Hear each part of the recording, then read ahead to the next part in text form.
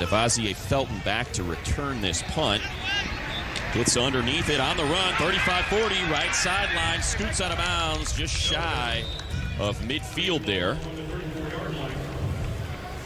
Now, it's going to be exciting to see what the Iron can do on offense, because this is where they've struggled throughout the whole year. And so can this offense step it up and take advantage of a short field and help your defense out, which has been one of the top in the league? You know, Keith Price had 8 drives last week and 2 touchdowns, which is really what Luis Perez had put together the entire season. So it's going to be a good night. Let's see if they can get off the schneid here. 0 first quarter touchdowns all season for half of the Alliance slate. It's going to be a handoff to Trent Richardson, and he goes nowhere. Plugging that hole is Demontre Moore out of Texas A&M, and we have a little bit of words there. I love when guys talk, because it's showing the passion. But Coach Marmie talked about his defense not being that big, but being fast, and you saw it there. Guys are shooting gaps and flying, trying to stop Trent Richardson's feet from moving. Yeah, they really have some good linebacker core on this Fleet defense. Play action here. Price flush from the pocket. He did this an awful lot last week, using his legs to extend the play. And you see him complete Tobias Palmer there for the first down. Eric Pinkins for the tackle, but not until the Iron gained 9. Yeah, you're right, Money. He did. He extended the play last week, ran for a first down, being able to get out of the pocket. A couple times he threw it high and missed the throw, but here's a nice throw. Well, the other thing is, when you have an athletic quarterback that can run, it puts more stress on your defense, Coach, and he finds a guy open just by extending the play. You don't want him to do it all the time, but it's always good to have it in your back pocket. It was a nice job by Tobias Palmer coming back to him. Run again, and this time Trent Richardson going to break through after first contact. He'll pick up 3. It'll be a 2nd and 7. You know that cartoon where the guy's just running and arms and legs going everywhere? That's what Trent Richardson always reminds you of. He does a good job of not letting the penetration from Demontre Moore stop his feet. You know, again, as a running back, that's the one thing that they can't coach or teach you. You have to have that naturally to be able to jump, cut, spin move, whatever you have in your toolbox to get back to the line of scrimmage and make a play work. He's in averaging just under 2.5 yards per carry, but those 8 touchdowns. And they're going to let this one go, but it'll be an offside. Price take the hit. You hear him mic'd up. What that sounds like when Demontre Moore runs into you. Yeah, I think Keith Price showed a little bit of his inexperience offside there. Defense number 93. Losing the focus. 5 yards from the previous spot. Still 2nd down. You know, he loses the focus. He has a chance for a free play. You know, catch the snap, let him protect, and now maybe we can launch one down the field and get a big play. You know who made that famous, Coach? Out. Well, at least in my era, is Aaron Rodgers. Yeah, that's the guy that he gets you off sides, get that ball, free play, take a shot. Yeah, well, and he would always play possum too. He'd take the snap, stand for a second, and then get into action. So 2nd and 2 now. See motion man there is Palmer. Handoff goes to Richardson, and that's what you're talking about there, Maurice. Just keeps those feet moving after contact before Kendall James brings him down. When you watch Trent Richardson in college at Alabama, you watch him with the Cleveland Browns, you watch him with the Indianapolis Colts, that's the one thing he does really well. He drives his feet. His feet never stop. So you have to try to get him you got to try to stop his feet before he can get in that mood and get going, because he's 225 or 230 pounds. That's tough to stop, Coach, when he's going downhill. Well, this Iron offense, though, they have to find their ground game, and thus far they're doing a nice job this evening. At high school, Richardson, the number 2 running back in the nation. 5-star recruit, picks up 3 there. Alex Barrett brings him down. We'll make it 2nd and 7. You know, one of the things, though, too, as they settle in here is the Birmingham offensive line. The Iron offensive line has probably been the most banged up in the AAF. So these guys are now getting a chance to play together a little bit more. They're just without the offensive guard here, Kerbin, tonight, who's inactive with an injury. Well, and one of the things that I'm seeing the Fleet do, because it's such a big offensive line, they're stunting their smaller defensive ends just to try to beat tight ends and get across guys' faces to cause penetration. Price and Richardson methodically moving the Iron down the field with his 2nd and 8. Goes to Richardson again. Little jump cut there. Keeps the feet. Takes a lick, but not before. He picks up 4. That'll bring up a 3rd and 4. Ryan Muller on the tackle there. So take a look at this, Maurice. Look at those big line splits now. Look at that. Look at that. Hey, let's go. You know, Coach, when you get those big splits, you're creating space. Yes. And that's what you want to do. When you're a bigger offensive line against small defenders, you want to get your big guys on them to push them backwards. So a 3rd and 4. Passing down, Price looking middle of the field. He's going to be dropped. Tackled by a pair of Fleet defenders, including Xavier Coleman and Shakir Soto. It's a loss of 9. Well, they're bringing blitz. They're bringing guys from everywhere. Number 62 Coleman, they is don't get out to eligible. block 62. Coleman. Is able to get the edge and just get right to the quarterback. You know, and that's really Number unlike 60 him. is eligible. Brandon Green, Coach Tim Lewis talked about how well he has played this season thus far for them. Another one of those Alabama college players is Brandon Green, their left tackle. Did it all at Alabama. Offensive line, defensive line, tight end. So now for the field goal attempt, and it's pushed right. Nick Novak missed from 35 last week after a turnover and pushes this one again. We'll step aside, get back with the second offensive possession of the San Diego Fleet. 0-0 here in the final contest for the Alliance this week. Billy Batson. Say my name so my powers become yours. Are you for real? Say okay. Fandango invites you to be the first to see Shazam. Oh, snap. With a special sneak preview on March 23rd. That's crazy, right? Can you leave tall buildings in a single bound? Shazam, rated PG-13. In theaters April 5th. See it early with Fandango March 23rd. Whatever it takes for kids to build great futures. STEM education and flag football. Integrity and leadership. Whatever it takes. The Boys and Girls Clubs offer it. The Alliance is proud to help them Transform kids' lives. Join us and donate by texting Team BGCA to 41444 now. Thank you!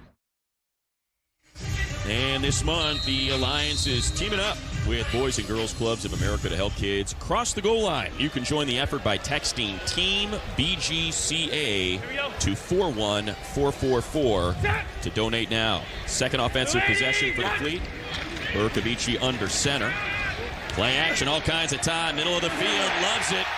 Wide open, and room in front of him on top of the numbers. It is Dantes Ford. You know, Coach March talked about that on our call. You know, everybody wants to really talk about Nelson Spruce, but Coach March wanted to talk about how well Dantes Ford have been playing in the recent games. And that's no surprise there, Coach. This is second in the Alliance in yards per catch receiver at 21.1 yards per grab. And this is where Bercovici excels, throwing the ball down the field. He's doing it again in the end zone, has a man, and it's dropped. It was right there for Marcus Ball, the tight end. He was too open, Maurice. Too open. You know, a lot of people don't understand. That is the hardest pass to catch. When there's no one around you and the ball, it seems like it's going to take forever to get to you. You just have to kind of zone in, and you got to catch it with your body. You got to speed up and try to make sure your body so you could cradle the ball, Coach, not catch it with your hands in that situation. Quarterback delivers a great ball, really catchable. Come on, man. You got to make that play. High formation now. Ben Johnson acts as the fullback as Gardner dots the I. And on that left hash, he'll pick up about 2.5, 3 before Casey Sales makes the tackle. You know, these opportunities to score points, man, are tough. Now you got a third down and long after you should have had a touchdown. I remember playing in a game, and it seems like it happens to everyone, though, when you have a chance to score, and then you don't, and then all of a sudden a couple bad things happen, and then all of a sudden you're fighting I don't like uphill. that jinx. You're putting a pox on him right now, Maurice. I'm trying to hope it reverses. Beware of the turnover. Under center, Bercovici. Terrell Watson now in. Berco, middle of the field, and just behind his intended receiver, Brian Brown. Bradley Sylvie in the coverage. Yeah, throughout the season, again, the strength of the Birmingham defense, so good on third down. And another nice job there with another third down stop. Number Situational 69 football. and number 75 are eligible. Situational football always shows up 69. in these type of games. So third down conversion, red zone conversions, you need those. You can't keep kicking field goals. You have to score touchdowns to win games. Big one for Hagman last week, you see there. The first game winner in the Alliance from 44 yards over Salt Lake. This left hash, 35-yarder, actually 36-yarder. And this one right through. So the San Diego State product puts the Fleet on top 3-0 in a battle between 2 3-2 teams out in San Diego.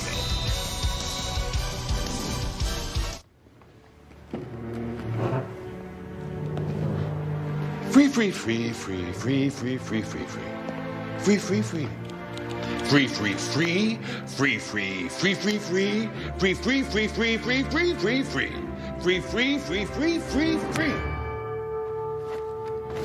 Free. Free, free, free. That's right. TurboTax Free is free. Free, free, free, free.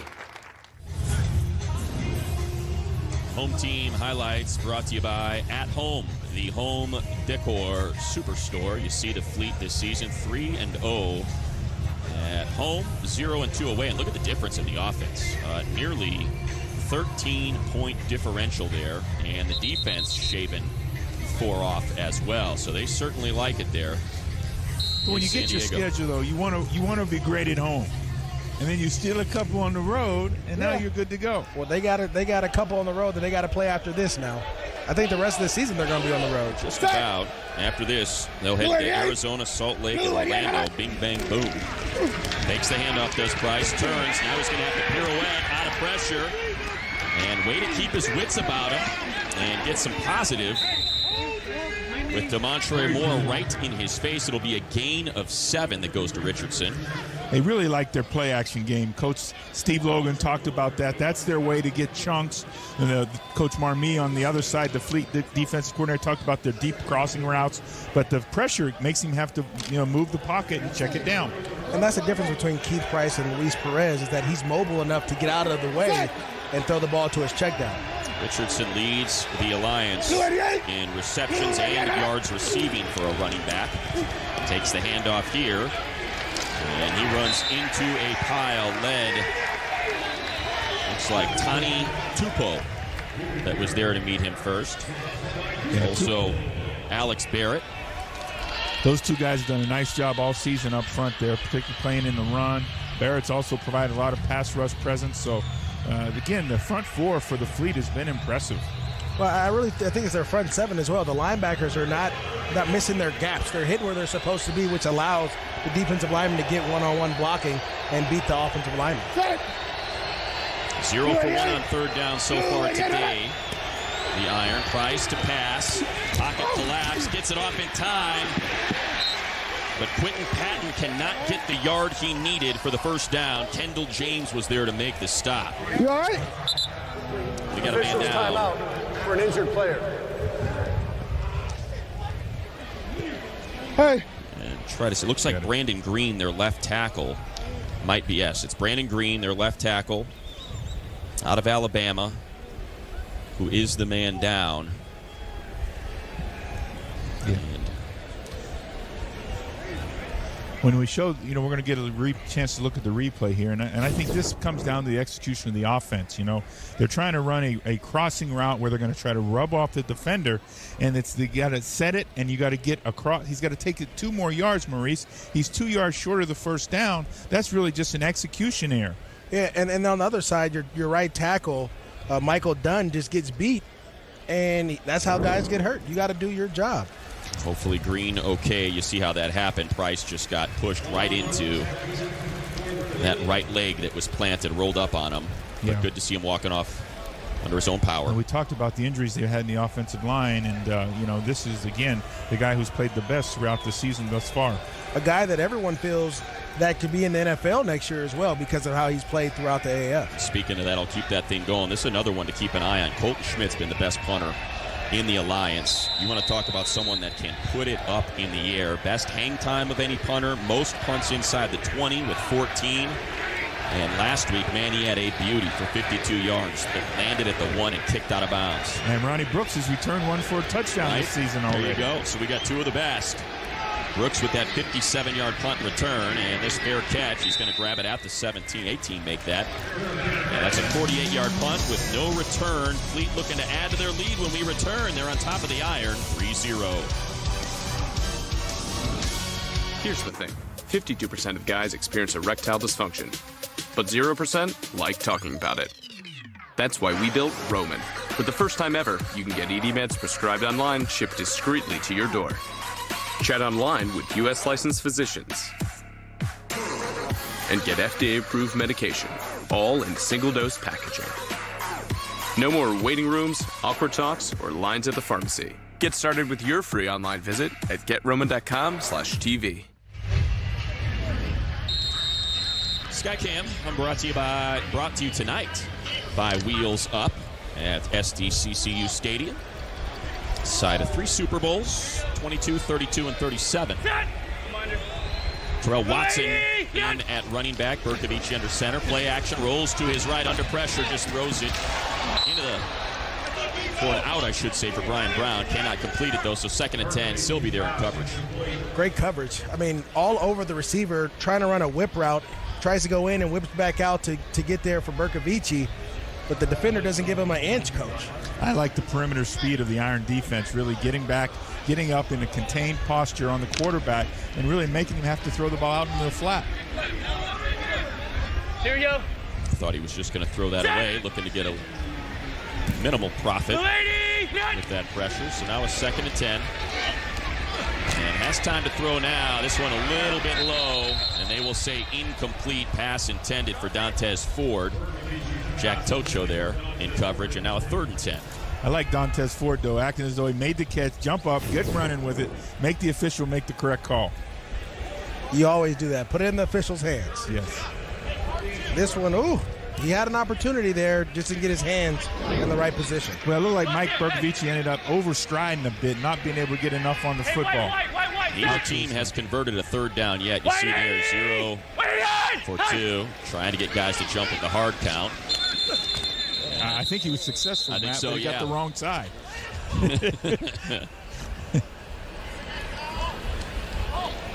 Maybe it was Escobar. False start. Offense number 71. 5-yard penalty. Still 3rd down. And that is Damian Mama, who is back after missing last week. Berkovici with some instructions for his man not to jump on the hard count. Mama out of USC, also out of Bosco, like Keith Price in Southern California. He was the #1 offensive lineman in the nation when he was recruited to go play. play. Is he from Bellflower? Okay.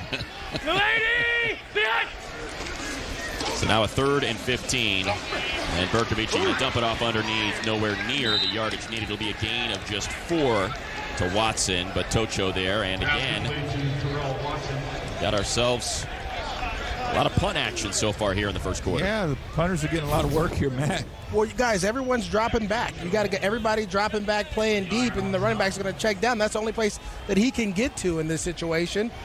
If it's just get to your check down. Hopefully you get it to him early enough where he can make some guys miss. Well, as Coach Mark said on our call, the success of the Fleet offense will be what they do on early downs. 1st and 2nd down, they've got to get ahead of the chains. They don't want to be playing 3rd and 10 every series. So the Birmingham defense does their job. They flip the field. Iron going to try to get on the board when we return after a 45-yard punt. My patio is begging for a new chair. And what my patio wants, my patio gets. For less. Like that. And that. I found the perfect patio chair at the perfect price. Here, at home, where you'll find the biggest selection of styles at the best prices. Well, my parents met in Texas. Then they moved to Washington. They had me at Fort Knox. They keep all the gold there. After that, we moved to Georgia for a couple years. Then we spent some time in Korea. Seaweed snack. Ew. And now we live here for good. Our members call many places home. Oh, lots of questions. So we made owning a home easier. Navy Federal Credit Union. Our members are the mission. Weekdays on NFL Network.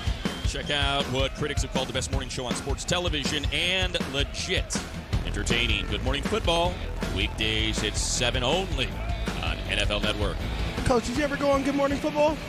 I have never been on Good Morning Football. Man, we got to get you on there. It's great. Right. It's early now. It's early. I'm good. I'm up. All right. Oh.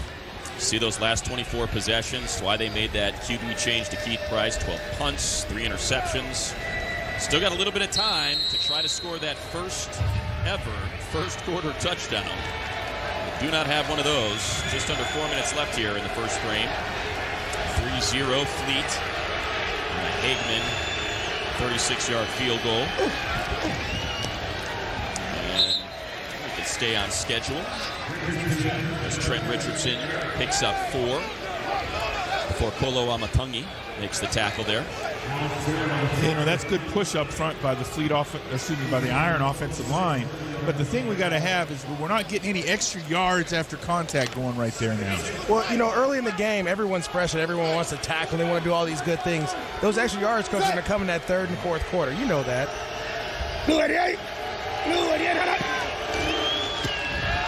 Price with play action, climbs the pocket, now going to tuck and run, and he'll pick it up with his legs. Nice slide by Price into Fleet territory, like A.J. Tarpley. Offside.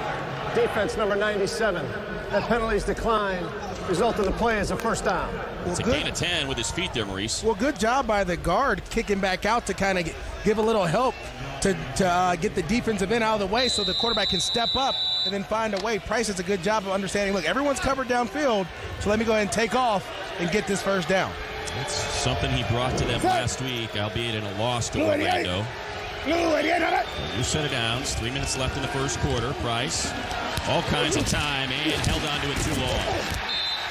Dropped by Demontre Moore, came into this one with 4 sacks, tied for third in the Alliance. Well, what he did a week ago, as you mentioned, Matt, he came in that game against Orlando, and he played on rhythm, Maurice. He was releasing the football down the field, throwing the ball down the field, and tonight he has to get going. Let's get the ball out your hands, son.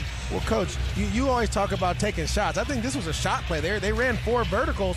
It's hard to take a shot when everybody's D'd up outside. And that won't go as a sack. Instead, it'll be no gain. Michael Dunn is moved from right to left tackle, and Dominic Jackson moves in at right tackle after the injury to Green for the Iron. And hit as he throws. You hear it there on the mic. Demontre Moore again. And Price took a shot. He stays down. Timeout for an injured player. Helmet came off and everything. Well, they're going to have to help, Matt, Maurice. They're going to have to help with these offensive linemen now. They're going to have to adjust their protection because right now they're not getting enough time to throw the football down the field. It seems like the Fleet are playing a game called Where's Waldo, and they're putting Moore wherever Dunn goes. Dunn's on the right. Guess what? Moore's on the right. Dunn goes to the left. Guess where Moore goes? He follows him up. Something that J.J. Watt used to do all the time for the Houston Texans. But once again, too, I see 2 receivers in the same area, the same zone of the defense. And again, that's 2 plays in a row where it looks like we've got guys in the wrong position. Now they're checking on Price. You saw as Moore hit him, just kind of ran right into the oncoming Shakir Soto. So don't know if he has to get evaluated, but looks like Perez going to come in. Luis Perez, who had that pick 6 early on last week, followed by a fumble by Trent Richardson that put Birmingham in that 14-0 hole when they made that change to Price, did head coach Tim Lewis. Luis is back in his hometown in San Diego now. He may come out and try to show out, Coach. Light it up. You kind of got benched last. Well, now you got benched last week. You get an opportunity to go back home and play. You got to show out for the family that's there. So Perez back in on a 3rd and 10. Pressure comes. Pushes downfield. Completes the pass all the way out to the Fleet 25. Quentin Patton goes up to get it. Ryan Muller on the tackle. It's a gain of 20. I've seen this story before. I've read this story. I saw it at the movies. It always plays out this way. Well, I'm happy for the kid. Well, you come in, you throw a 20-yard strike right off the bat. I mean, that's going to be something that's going to you kind of build confidence back up. And remember, all week, the Fleet were practicing for Price. So now Luis is coming in, throws a different ball, different route concept that he likes.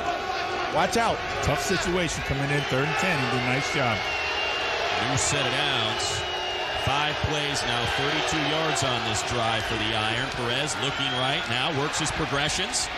And dangerous throw to Richardson, broken up by the linebacker, Eric Pincus. When they started the season, the Iron did a nice job, Maurice, with mixing the running game with the bootlegs and the nakeds, getting the quarterback really to survey just a quarter to half of the field, if anything. And they got to get back to that. Let's do some things to give him an opportunity to get the ball out of his hand on time. Perez pulled after a quarter of play last week. He was 3 of 7 for 4 yards and an interception. Has not thrown a touchdown pass yet this season. Does have over 800 yards passing, though. Play action, and going to have to roll to his right. No flags. Goes right sideline, has a man complete for the first down. And that's the Damian Washington with his first reception. It goes for 12. Muller in coverage. I've seen this story. I've read it. It's going to slowly play out where Perez's competition breeds greatness. Now, you're going to get pressure from this side here, but Perez feels it. He's able to get out of the pocket, keeps his eyes downfield, and he throws it to his open wide receiver, the Damian Washington. You said one good thing is he kept his eyes downfield, and that's a good thing by the quarterback there, but he was able to avoid the pressure. The one thing in the AAF that you don't have in the NFL is competition at the quarterback position. And that always breeds greatness. It brings the best out of you when you know you got a guy looking over your shoulder that may come and take your job. And we got whistles. I think we got a timeout there. By the Iron. There you go. Prior to the snap. Charge timeout Birmingham. They're first of the half. You mentioned you've seen this story before. You're partially right, Maurice, when it comes to a guy coming home and showing out, but I don't think we've ever seen anything like Luis Perez, who did not play quarterback in high school. He was one of the top amateur bowlers in the nation, thought he was going to go to college on a bowling scholarship. Next thing you know, he's taken a community college route. He won a title at Pierce Community College in Los Angeles and found his way out to Texas A&M Commerce, where he showed out, and now he's playing quarterback. Yeah, that's the first time I've seen that story. But I'm just talking about the whole concept of coming in at home, right? And you're back in San Diego where, you know, your family's there, everyone's there, Coach. And you know this. Anytime you go play in a stadium, I remember going back to San Francisco my first time playing when I was in Jacksonville. I bought 150 tickets. That's what I was going to say. He didn't spend a lot of money on tickets tonight. Right? So you got to go. You got to show out if you get an opportunity here in this situation. He got his whole weekly paycheck he spent on tickets here. Maybe 2 weeks. Everybody from Southwest College, L.A. Pierce College in the stands. He, of course, winner of the Harlan Hill Trophy. That's the D2 Heisman. Perez to the end zone, and a little high for LaDamian Washington. Cameron Kelly, who had 3 picks last week in coverage. Keep it away from him. Yeah, Cameron Kelly, really a great story. Coach Martz had switched him back over to wide receiver and then put him back on defense, and he comes away with 3 picks in the game, 1 for a touchdown, and really good athleticism. And those were nice plays he made on the ball last week. I remember that one of those 3, too, was on a 1st and goal right before the half. Would have really put the Fleet in a hole. Thwarted that drive, and then they came out with a little bit of momentum and got out with that victory over the Stallions. So now a 2nd and 10 for Perez. Richardson to his right. Motion man is Palmer. Passing down again. Perez flushed and finds the open man underneath. It's Richardson. Little shake and bake. Keeps his feet. And Richardson with the effort. Is he in? That's big, Mo. That's big. MJD, that looked good there now. And look great, Coach. And we always talk about in the running back room. You check it down to the running back, great things happen. 5 can get you 60. But I'll tell you this much. A little 2-yard route got you a touchdown. And it's important because Trent comes and blocks the edge and then finds a way to get open. And Perez, as he's scrambling out to the right, sees the running back, is able to get the ball to him. Great route there. And then after that, it's playground football. A lot of firsts That's there, it. too. You got your first passing touchdown for Perez. You got your first touchdown for the Iron in the first quarter. And you got the first receiving touchdown for Trent Richardson, who now has 9 total on the season after that 9-play, 58-yard drive. Kendall James came in there with all the intent to try to hit Trent Richardson, but at the end of this, he said, you know what? I'm going to learn. I'm going to make this a business decision. Inside that 5-yard line, Trent is tough. Let's see if they lean on him again here from the 2 on the conversion. Perez from our sky cam going to his right, running out of real estate. Nowhere to go. Jordan Martin there in coverage. That's one of the limitations we see of Luis right there, not being able to really force the edge on those plays like that, the thing that Keith Price has done a little better at. Well, the other thing is, too, you had Colin Thompson wide open, and I understand as you're rolling to the right, but we've seen teams run this. The Houston Texans, when Gary Kubiak was there, they would run this with Matt Schaub all the time, and the tight end comes open real late, so you're supposed to look all the way back to your progression, and maybe you have an opportunity to get that. And Coach, got to believe that Mike Martz wants to get this running game going. They have got 3 carries for 3 yards so far in this contest.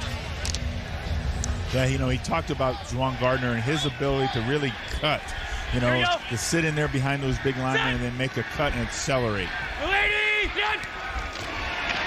Handoff goes to Gardner. And he's just going to lower his shoulder, push a man forward for 1.5 yards. This could end up being the end of the quarter. Beniquez Brown there for the tackle.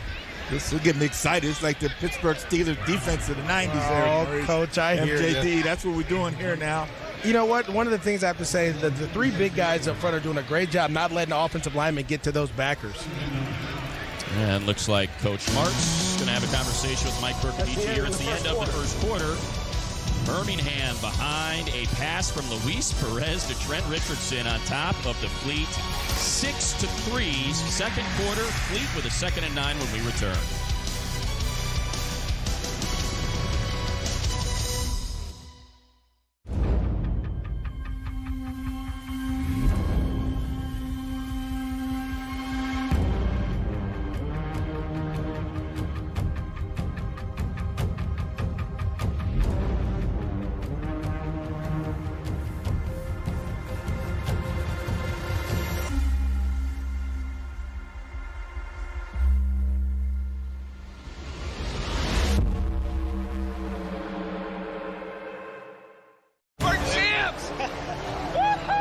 The New England Patriots are world champions.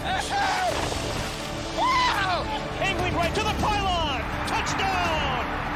Relive all the thrilling moments in the Super Bowl 53 champions commemorative film. Brady lobs a throw for Gronkowski, left side. Makes the catch! Super Bowl 53 champions. Own it now on Blu-ray Combo Pack or DVD. Want to bring those ups to football? Should have drove over anything else? Sure, try me. What about you? You want to show how to ATL do? Bring it that way. Can I bring my superpowers? Tell them. Yes. Can I bring the heat? Definitely bring that. Can I bring my crew? Bring them. We meet again. Hey, maybe. Hey, maybe. You ever see me? They still going crazy. Still going crazy. They're bringing it. How about you? What are you bringing?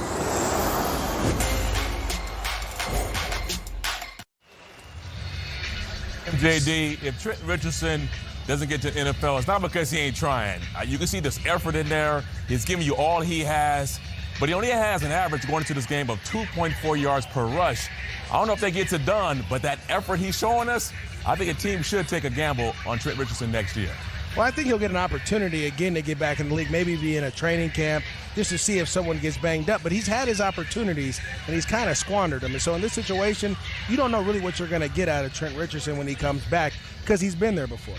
Well, nine touchdowns so far. It's a lot 9 of touchdowns. That's right. It's a lot of touchdowns. He's a touchdown machine. That's all I'm saying. That was He's the done first a great job of receiving making one. people miss. Every time he gets the ball in his hands. Well, maybe TD should call his guy Elway, John Elway, and say, hey, bring this guy in, right? That's his boy. He's got that Philip Lindsay guy out there. You need some help. By the way, Be a TD, good no stranger to the field here. Super Bowl 32.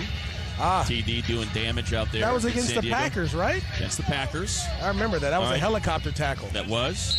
How about Super Bowl 22? The loser was the Broncos. Was TD on that The one? winner was, no, he was not, but Okay. Elway was. Oh. Winner of that Super Bowl? Anyone? Here you go. Redskins. 55. Set. So Mike Bercovici on a 2nd and 9, and they go empty. And Burko going to have to climb the pocket, nowhere to go. He's dropped just past the line of scrimmage by Adeoye. Nice job trying to spread the defense out here and try to isolate and try to hit a one-on-one play. The Iron defense does a nice job of matching up, taking the route away, playing a 4 across zone with 3 underneath and matching up on the routes. You got to win. Someone has to win their one-on-one battle. Someone's going to be one-on-one. You have to win, and no one here right now for the Fleet is winning on the outside. Here we go. Set. Fleet 0 for 3 on 3rd down. Another slow start for the bunch. Middle of the field, pass complete. This time to Nelson Spruce. First time we've called his name today. Ryan White in on the tackle. It goes for 11 and a first down Fleet. Maurice, Coach Martz talked about Nelson Spruce really doing a great job on the isolation routes, the choice routes, and they're a nice job there with the choice option there coming back inside. Well, one thing Coach Martz also said was he wants him to play faster. He's faster than what he's playing, and you saw it there. He put his foot in the ground, got across the defender's face, caught the ball, and got a first down. Mike Bercovici, 4 of 8 for 62 yards. And wants it all. Goes right sideline into coverage. That's intercepted. Picked off by Bradley Silby.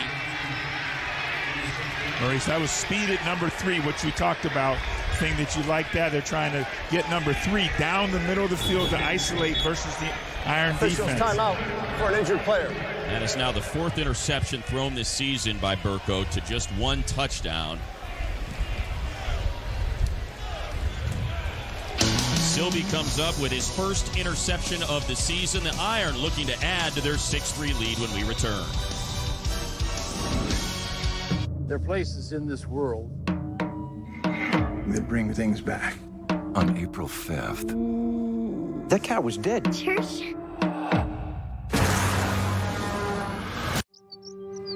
Based on the novel by Stephen King. I know what you're thinking of doing, but then don't come back the same.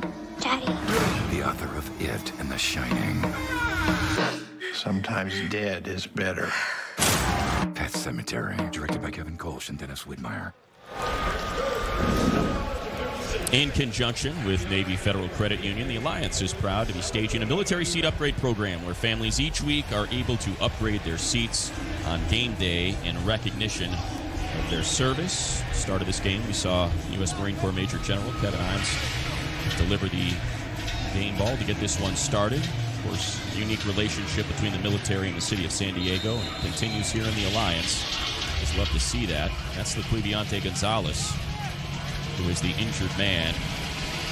Yeah, as I said as we went to break, in practice, that corner always stayed outside on number 1, Matt, and you saw him fall off and go intercept the football. And there's been a struggle for Bercovici this season for Mike Martz. Perez stays in after throwing the touchdown, and underneath, he's got Ladarius Perkins near the first down marker. Depend on the spot. Looks like they're going to give him 10. John Lotulelei with the tackle there. Ladarius had the first down, then he started going sideways. Yeah, again, Luis is doing a really good job of getting back, reading the coverage, and identifying. Now, the problem is you can't check the ball down all the time, and that was the issue before. That's why Keith Price, they wanted Keith Price to come in. You got to push the ball down the field sometimes. The field gets too long if that's all you're doing is checking it down. By the way, Perez in as Price took a shot from DeMontre Moore. That pass to Wes Saxon out of bounds, but goes for 3. It'll be a 2nd and 7.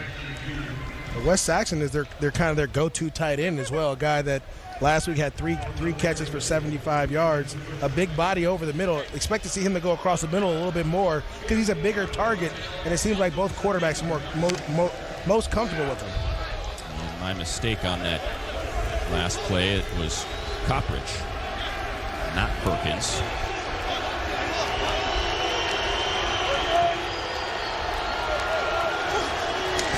And now Perez from the shotgun climbs the pocket and goes underneath to Coppridge, who stays in. And he's near midfield. Tackled by Frank Ginda and John Lotulelei. There is a flag down, though. Maurice, you see the Fleet trying to overload the left side of the Iron offensive line and then bring the pressure off the outside. Offense number 73. You see big number 10 yards from the 73. previous spot. Repeat, 2nd down. 73 wrapping up Soto in there. That's Avery Young, who got the start today in place of Corin Curvin. Do whatever you can to not allow your guy to touch the quarterback. Well, yeah, they do a nice job of picking up the blitz, the pressure off the edge, but again, you got to keep his hands underneath and inside and move his feet. And the quarterback is one of his most effective plays there, moving, sliding, and making a nice throw. On a 2nd and 17, Trent Richardson back in, who has the game's only touchdown, a 13-yard reception from Perez. And goes underneath for Richardson. Shifts, but nowhere to go. As San Diego holds, Ginda, first man there, last week's Defensive Player of the Week. It'll go for 7. They needed 17. It seems like the Iron, they're trying to take these shots, but the Fleet's defenders, they're doing a great job of sinking into the deep part of their zones and forcing Luis Perez to check down. But also they're doing that because when you watch tape, you know he will take the check down. Yeah. Well, right now they're measuring in a lot of horizontal concepts. You got to work some vertical concepts where we can high-low some defenders. Perez now 6 of 8 for 68 yards. Richardson stays in. And they are 1 of 3 on 3rd down this evening.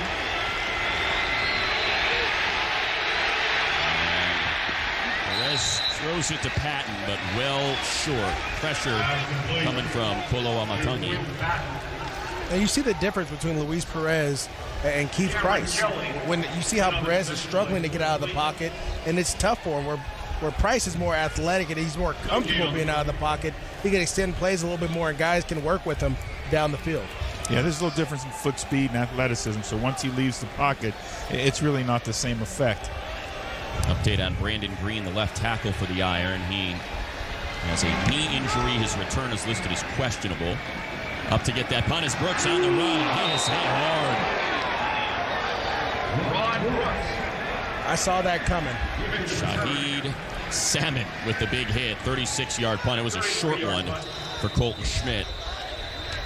Coach, I'm going to tell you something. You know I used to return punts back in the day. It's never good when you go running into the crowd looking at the ball. Nothing good can happen from that. See if the Fleet can get things going when we return. They'll have the ball near midfield, trailing 6-3. I've been a soldier for 3 years. I've scaled the toughest terrain and faced plenty of my fears as part of my training. And for the past 2 years, I've been a Navy Federal member.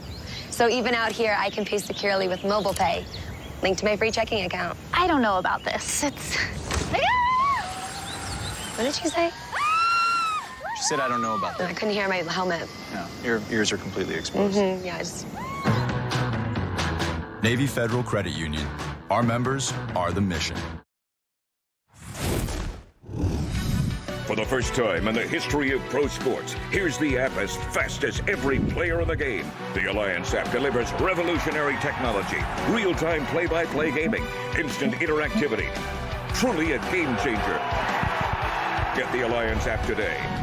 Live predictive gaming at full speed. Call the plays, unprecedented, and at your fingertips. Available on the App Store and Google Play.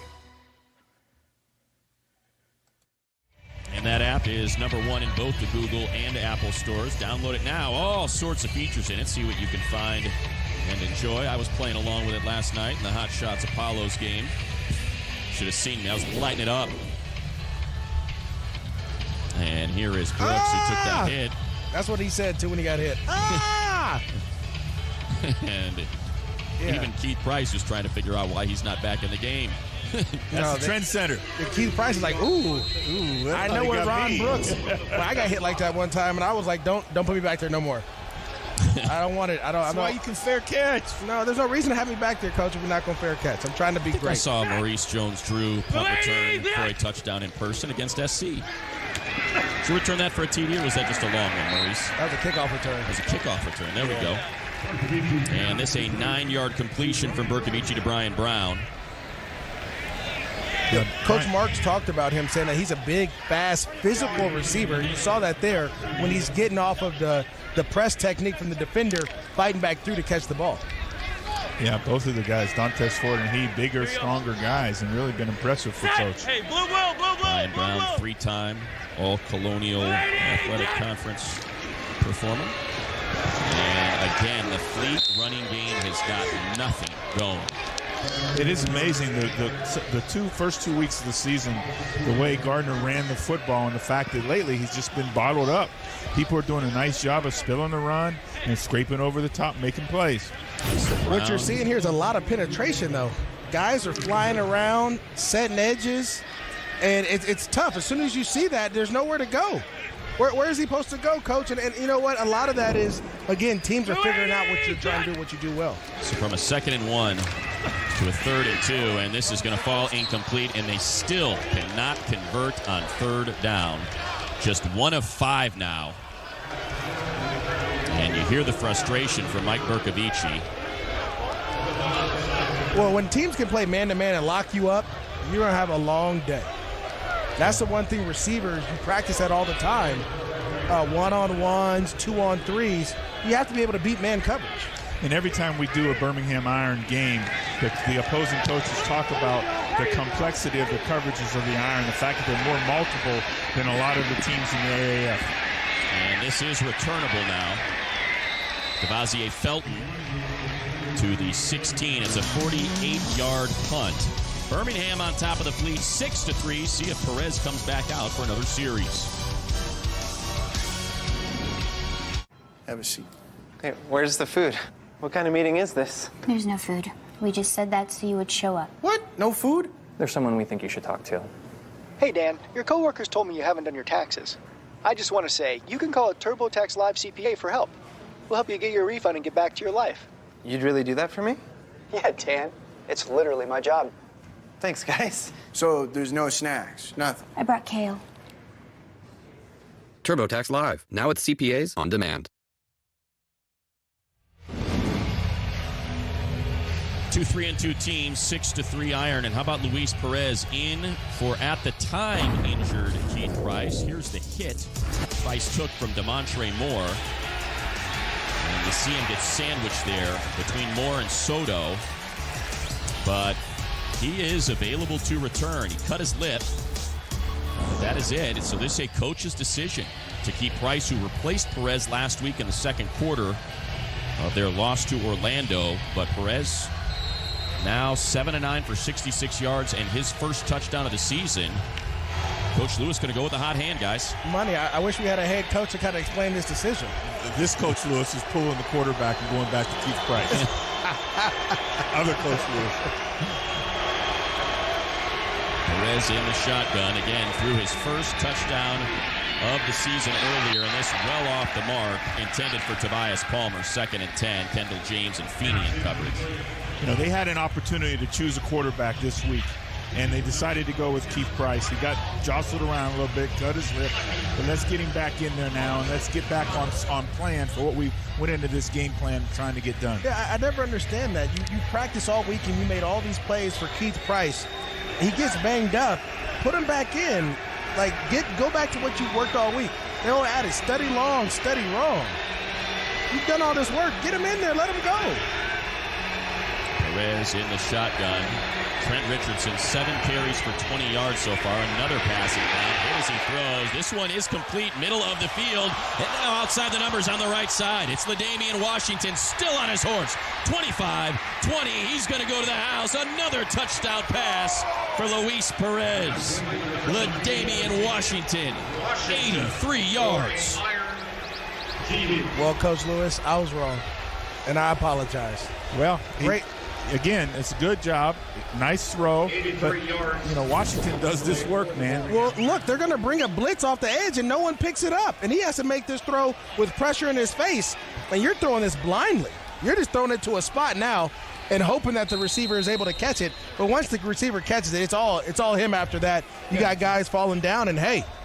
He does a nice job. He throws a catchable football, and it's an accurate throw, catchable football, and then Washington turns it into a big play after that. 88 and out the gate. 8 of 11 for 149 yards and 2 touchdowns for the born and raised in the greater San Diego area, Luis Perez. And you see the 2-point conversion falls apart there. So 12-3 with 8:43 to go in the half. Washington out of Missouri, played in the CFL for a while with Edmonton and Winnipeg.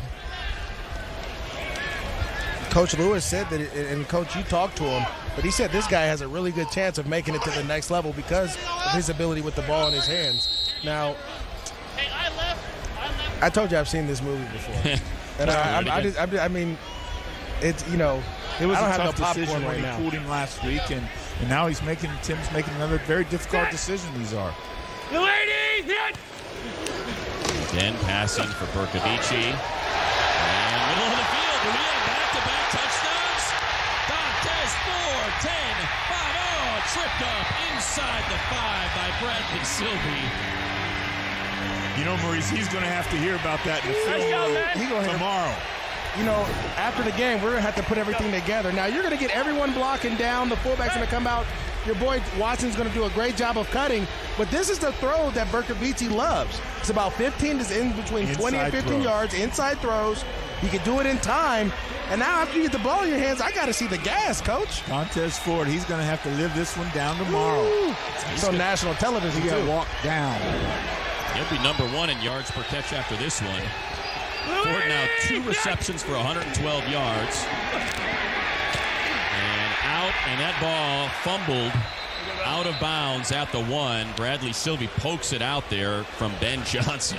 So the ball will go back to the spot of where he let go of the ball on the tackle. So it'll be second down there.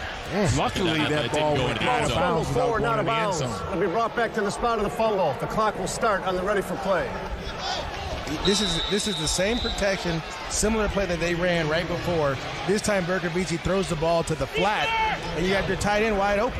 And now you got your big back in there, all 250 pounds of Terrell Watson, but they want a timeout. Make sure Charge they timeout. don't waste this red zone opportunity. Yeah, it looked like they were a little confused on the personnel. You know, San Diego does the best job of the teams in the AF, or I should say the most multiple, with using 3 different tight ends, using the formations in their personnels, and also changing up their protections. Well, talking to Mike Bercovici, he said we have a healthy playbook. So here's some headlines, Maurice, Coach. How about the Memphis Express? Johnny Manziel hits waivers. They get the first claim, and they're going to take him. So see whether or not Johnny Manziel will be on the call next week for the Memphis contest. See whether or not he makes his debut. Hot Shots, Steel Apollos, the first loss of their season. They were 5-0. What an exciting game that was last night. Wolford, you see there for 162 yards and a touchdown. And the Commanders, boy, they look like they are elite when it comes to the AAF. They made easy work of Atlanta today. Coach Riley's team really rounded into shape. You know, they've lost a couple close games, and now they're back on track. I'm going to turn around and hand this ball off to my big back, and let's see who wants it more. Big T Watts. No, instead it's play action, and again he goes to Johnson, and this time the tight end gets in. Same play. Same play, 3 plays in a row. You would think the Iron are going to say, we're not going to get beat on this play again. It's unbelievable. The whole line's going to slide this way. Tight end's going to come back out, fullback, and the back is going to block. You know, if you're a Raiders fan out there and you're watching the game, this is old Spider 2Y banana. That's what they like to call it in the West Coast terms. Well, we had a little fox draw yesterday. Today we got a little Spider 2Y banana. It's all over the place. Universal place. Will they go back to it again? I would. Can you run it 4 in a row? I would. Look at jet sweep.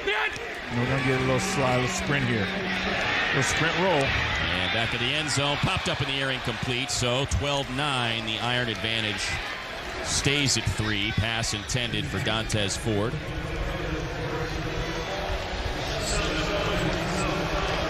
But the Fleet able to get something going on offense. How about taking a look at AAF.com? You get live in-game box scores, stats, leaders, and a whole lot more. And again, speaking of leaders, Dontez Ford, your leader in yards per catch. He was second coming in at 21.1, but it was his big grab as he now has 2 catches for 112 yards that set up that touchdown. But as you said, guys, he's going to have to wear it in film. Well, good thing is they scored a touchdown. They capitalized on the big play and got the touchdown.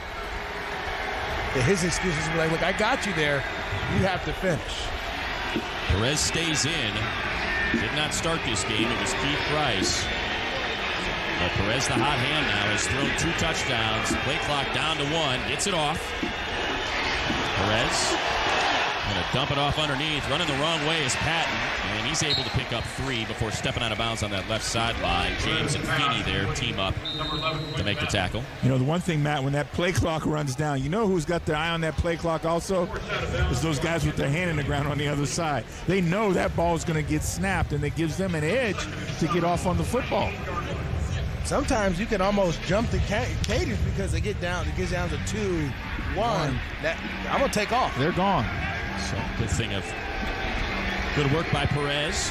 Can't go broke taking a profit. Gets 3 there. 2nd and 7. Richardson, you see all alone in the backfield. take the handoff, spin away from the first tackle, push the pile forward, and make it a very manageable 3rd and 2. Tarpley and Jalen Robinson team up for the tackle. Well, Coach Marmee said this week that the one play they want to stop is the draw play, and that's the best play for the Birmingham Iron. And there you saw everyone was prepared for it. Once you get your hands on him, you just got to wrap up Trent Richardson. Yeah, nice play by Tarpley there. He's such an instinctive football player, understands the passing lanes, and does a really nice job in the run game as well. So Coach Marmee there at the top, the defensive coordinator. Let's go listen to him talk at clinics. Yeah? Yes. 50-plus years in coaching. Rolling to his right is Perez. Middle of the field, picked off. Interception, Travis Feeney. There is a flag. We'll see what John O'Neill, our referee, calls out as the infraction. But as of now, it's an interception for the Fleet. Holding. Offense number 62. That penalty is declined. Result of the play is a first down. So Perez had been the hot hand, but now his first interception of the game after 2 touchdown throws. So you're going to get pressure right here, right away, and your guard is going to grab and hold, but you can't make a bad play worse. I've heard that before, Maurice. Yeah? Well, who told you that? I think I told you that. Yeah, I think I stole it from you. But I tell you what, why roll right and throw back across your body? The one thing you want to do is either throw it out of bounds and live to have another play. Literally, the Fleet quarterback told us the same thing as well, Mike Bercovici. See Bishop Sankey there, and he gets the carry. And now the former Washington product going to pick up 8 on first down. They're really excited about having him back now healthy. The opportunity to give him a little bit of difference, change of pace back. Yeah, you got your every down back. They got thunder, lightning, and now what do we got there? We got something. A little tornado, because he can do a little bit of everything. Okay. Bishop saying coming out of the University of Washington, huh, Money? Out of Washington, broke a bunch of records there. Broke Corey Dillon's single-season rushing record, Napoleon Kaufman's career touchdown record. So some names, no doubt, familiar to most watching right now. Tore his ACL back in 2017. Said he's just starting to feel okay. And here on the end around comes Dantes Ford. And boy, the Iron were ready for that one. That's the play that you draw up. It looks really good. It really looked good on the board. It looked great on the board. We're going to fool him with this one. We're going to have this guy come. He's going to step up and come around, and we're going to get the edge until the guys start moving. Well, this Iron defense, it's big and long, and they can run, and they do a nice job of staying with great leverage extension and playing off the block there. Again, you go from 2nd and 2 to 3rd and 5. They've been majoring these the last 2 series, but they overcame it last time. Now just 1 of 5 on 3rd down. Quick throw, way low, intended for Brian Brown. Yeah, Mike knows he missed an opportunity there. The way this defense is playing is really showing why Coach Lewis helped Rod Woodson get to the Hall of Fame. I mean, he has his guys playing lights out, sound defense. That Pittsburgh defense you were talking about, right, Coach? Coaching matters. So see if Hagman can put this one through. So far, he has made his only attempt from 36 yards. This one going to be from 47 left hash.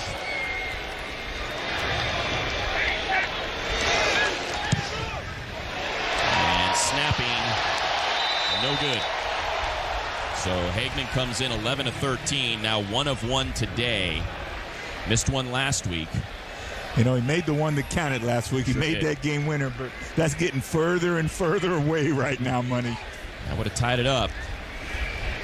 Hagman out of San Diego State. May get to how he found his way onto the Fleet. And I see you looking at the monitor there, Maurice, out on the field. Yeah, a little concerned. Is Price okay? I think Price is okay. I think let's see how this series goes when we get to the half, and then I think we'll see a decision made with the Iron going forward at halftime. Now Cockridge in at running back. Perez wrapped up, just throws it into the ground. We got a flag. That looks like Shakir Soto, who was in on that tackle. Right now, this Fleet defensive line is teeing off on every drop back pass of the Birmingham Iron. They have to, going to have to adjust a little bit at halftime, I'm sure. There are 2 fouls on the play. Illegal use of hands to the face. Defense number 93. Intentional grounding. Offense number 12. Both penalties offset. Repeat, first down. Alex Barrett there committing the hands to the face infraction. So replay it, a 1st and 10. Perez again, 9 of 13, 152 yards, 2 touchdowns, but just through that interception on the last series. Neither team able to run the ball all that effectively. The Iron 9 carries for 34 yards.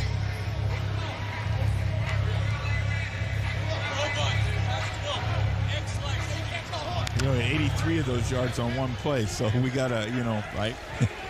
Now they come in 8th in rushing average per game, just 68.8 yards per contest. Again, play action for Perez. And he wants it all, pushing downfield, has a man, but well off the mark for the Damian Washington, who had his defender by 2 steps. Yeah, I don't know what happens with Damian here, Washington, on this play. He's out front. He's got a ball. He's got to go get the football now. Well, I think the ball is put in this area instead of being in this area, and that's the concern. Once he gets past him, that ball has to be out and towards the numbers. You can't throw him to the safety. Yeah, you really want the other corner coming. Yeah, he wants to throw down that's. You're right. You just want to throw down the same hash. He's got to throw down that same hash. No question about that. When you're getting there, you're right there about to tip on. You keep that face open too much, and it shoots to the right. 2nd and 10 now. Another passing down for the Iron. Left sideline. This one bounces off the hands of Jamal Robinson. And that'll bring up a 3rd and 10. You got to catch that. Yeah. And then the one thing I always try to tell young players about the game is consistency. I had my good friend Antoine Bethea told me a coach once told him, if you're going to be a C player, be a C player every day. Don't be a guy that's going to come in some days, give me A play, then give me B play, then D play. Just be consistent, and we can work with you. That was good ball location. Nice throw to the outside. Going to come up and make that play. Neither team effective on 3rd down. 1 of 5, the Iron. 1 of 6, the Fleet. And this ball tipped and incomplete. Tarpley there gets his fingers on it. Missed the last 2 weeks, and he was the Week 3 Defensive Player of the Week, Coach. Yeah, I mentioned that because his ability to play through the passing lanes, and you're going to see that here, his ability to drop, they're playing in the zone coverage, his ability to drop back in the zone and really read off the quarterback's eyes and goes up and deflects the football.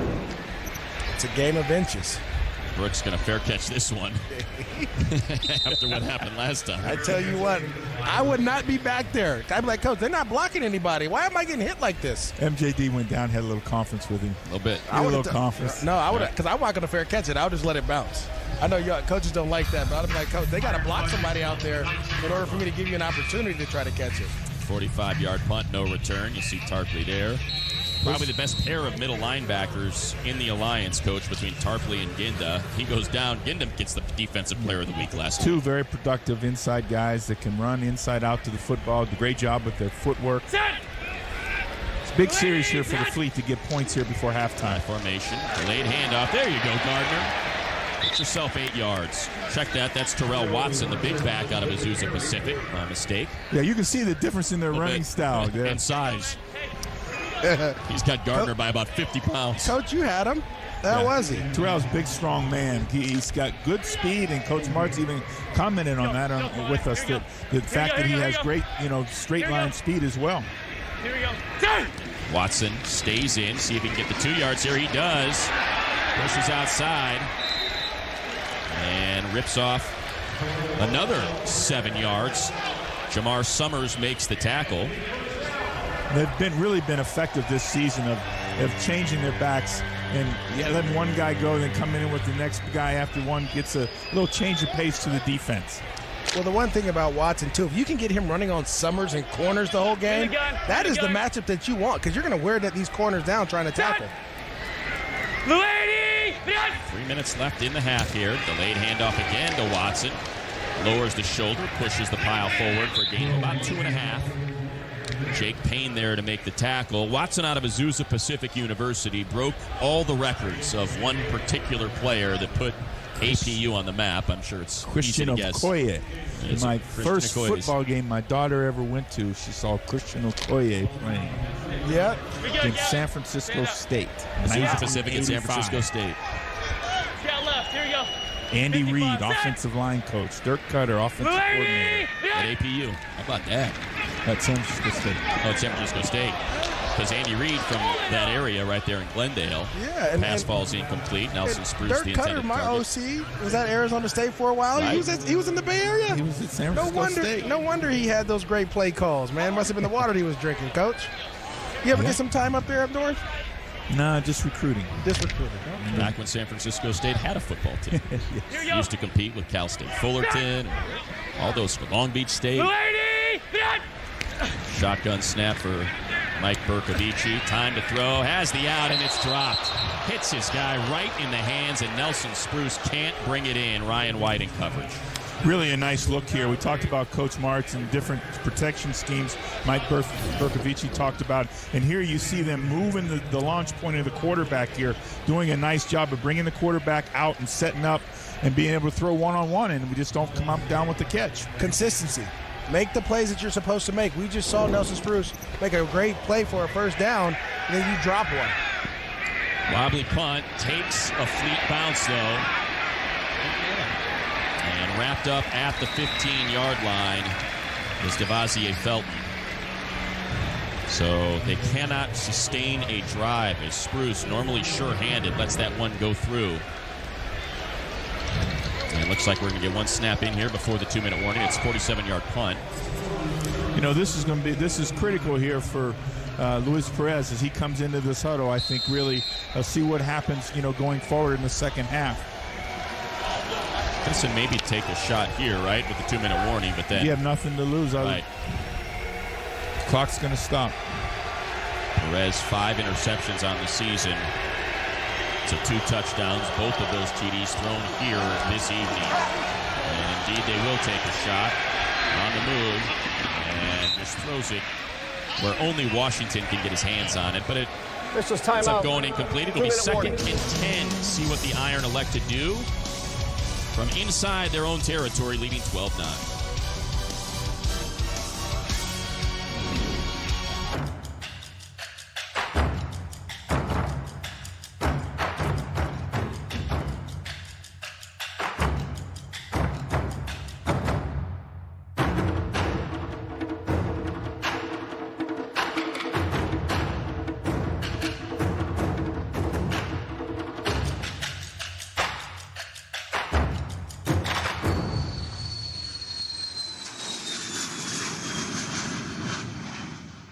Here at Topgolf, the grass is greener on our side of the fence. But you guys don't have grass. True, but we have buckets of beer instead of buckets of balls.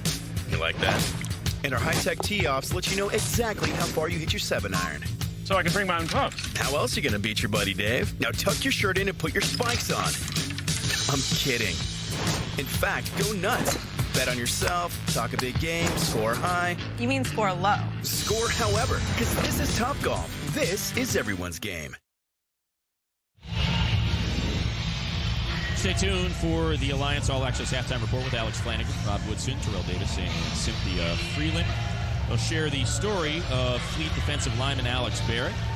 Plus, you get those fantastic and fun and informative Freeland facts. MJ, did they ever put the camera on you when you didn't catch a pass or fumble like that? Monday Night Football, yeah, Monday Night Football. Fumbled 3 times against the Baltimore Ravens. And everywhere I went, I felt like the camera guy was like, bro, leave me alone. I'm trying to get back to the game. I'll tell you a story after this show. All right. 2nd and 10. Perez in trouble. Jalen Robinson with the pressure. And now a 3rd and 10.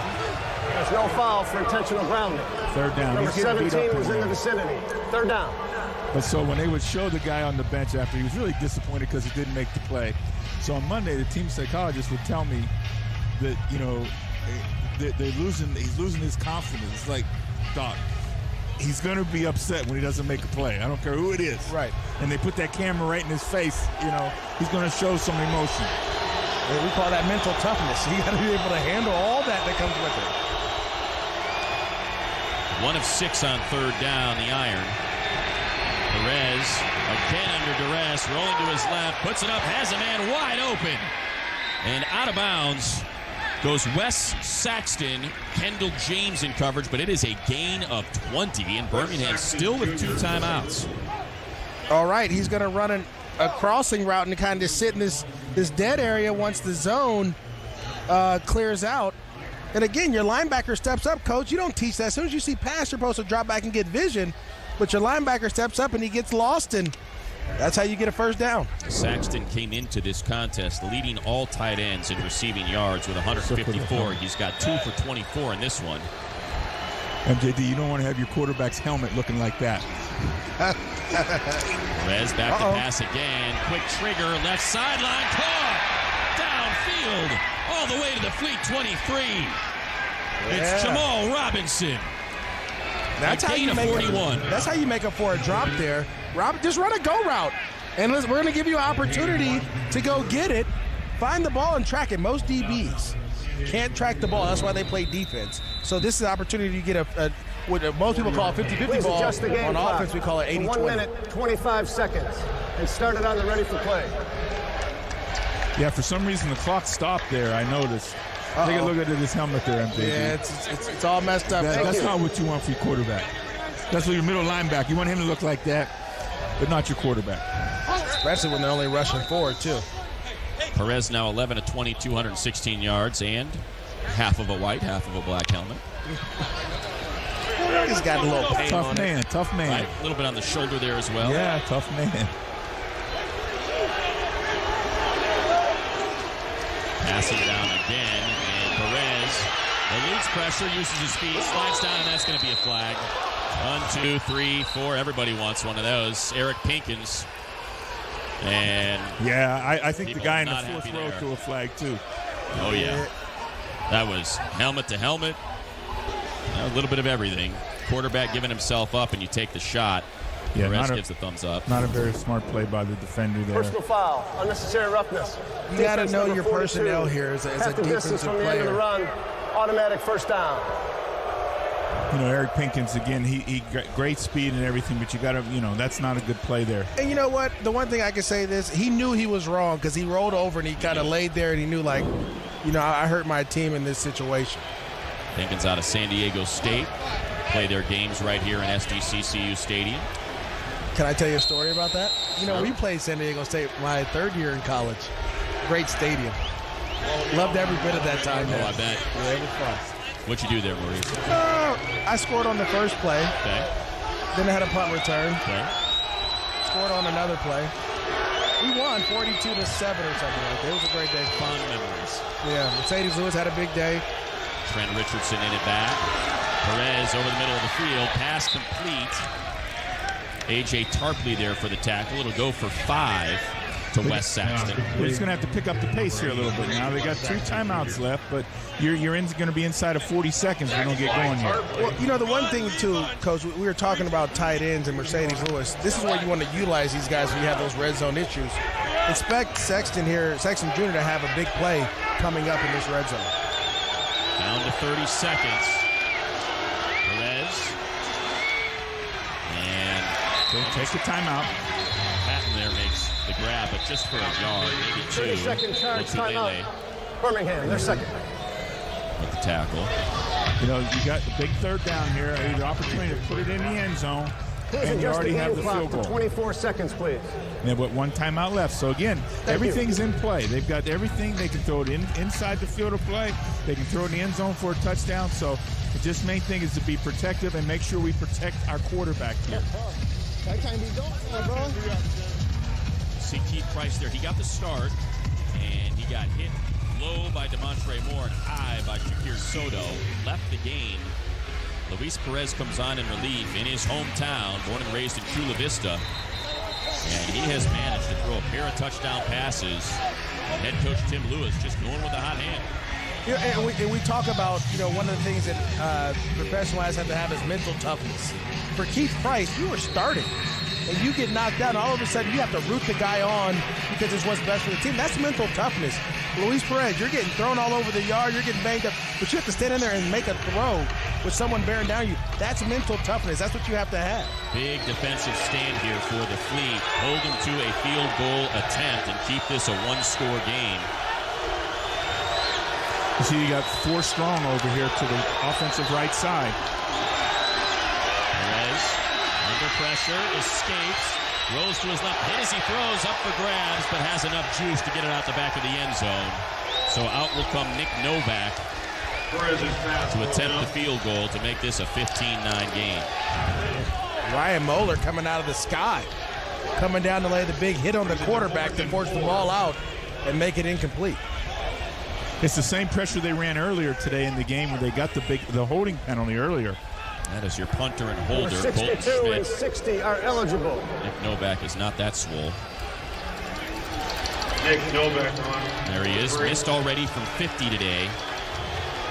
7 of 10 on the season. Had a miss last week as well in the first quarter. This one just a 23-yard chip shot. And he manages to sneak that one inside the right upright. Money, I never thought any of those were chip shots when I was standing on that sideline.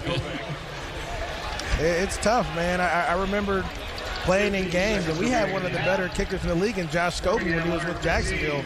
And every kick, you're like, please. It's a lot of blood, sweat, and tears that go into that drive. Exactly. That get you to put through. But I do agree with Coach Mike Marks when he talked to us about how much he likes the two-point play. It adds another very exciting play. It causes you to have to coach on offense and defense, so it's great for this game. I'm with you. Here you go, set. The ladies. So behind. Berkovich going to take the knee. And the Fleet will go into the half, trailing the Iron by 6. Remember, Birmingham won the toss. They deferred, forced a 3-and-out, and their reward will be the ball. That's the end of the first half. Coming out of the half. So again, the score of the half, Birmingham 15, San Diego 9. Following the break, we'll take you to our NFL Network studio for the Alliance All Access Halftime Report with Alex Flanagan, Rod Woodson, Terrell Davis, and Cynthia Freeland.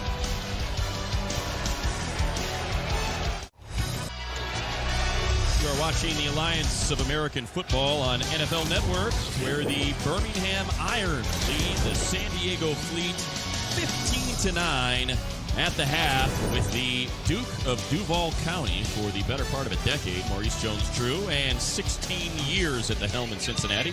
Head coach Marvin Lewis, Matt Money Smith here.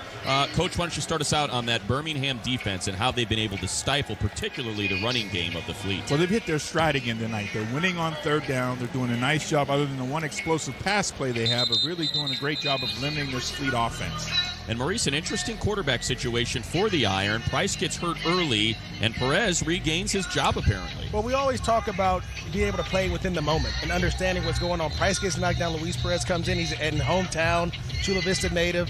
Family's there. You come out and you perform well, and all of a sudden, one play turns into 7 plays, turns into 3 series, turns into a half, and now all of a sudden you got this team rolling. If you can keep playing better or keep playing well, you'll keep your job. And you see the first half stats here brought to you by the Air National Guard. Not a lot going on the ground for either team. Just 37 rush yards for the Iron to 27 for the Fleet through the air. 226 to 146. Time of possession, a full 5.5 minutes extra for the Iron. Each team with a turnover. Interceptions by both Perez and Mike Berkovici. Berkovici 8 of 17 for 146 yards and a touchdown. Perez 13 of 23 for 218 and 2 scores. Tim Lewis, also the head coach of the Birmingham Iron, also coach, the guy that helped Rod Woodson get to that gold jacket.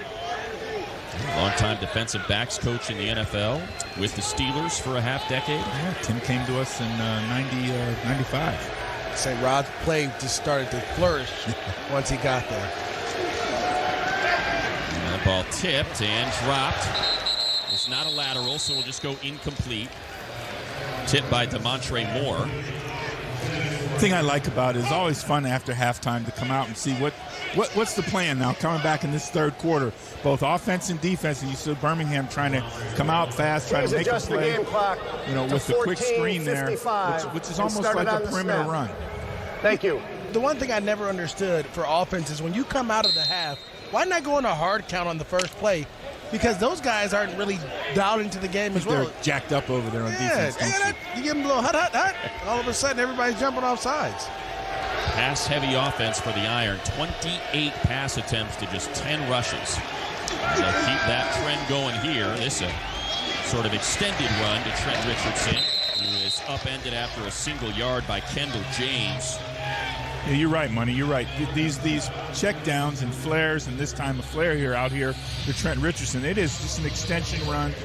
He's taking the first read. It's not there, and he's coming to his back right away. That's the fourth catch for Richardson for 27 yards. Does have a touchdown reception at the first of his Alliance career. Has 8 rushing touchdowns coming into this one. You see the third down conversions, just 2 of 8 for the Iron. 1 of 7 for the Fleet. Been a bugaboo for both teams this evening. Perez, this time, completes it to Quinton Patton. And that's going to be a gain of 10 and a first down for the Iron. See if they can sustain some momentum here and get a drive going, guys. Quinton Patton has kind of been that go-to guy. Here he's going to run a wheel curl and curls up and catches the ball. Great job of catching and keeping the defender at bay, making him have to go through your body to get to the football. Yeah, he did a great job of using his body there, Maurice.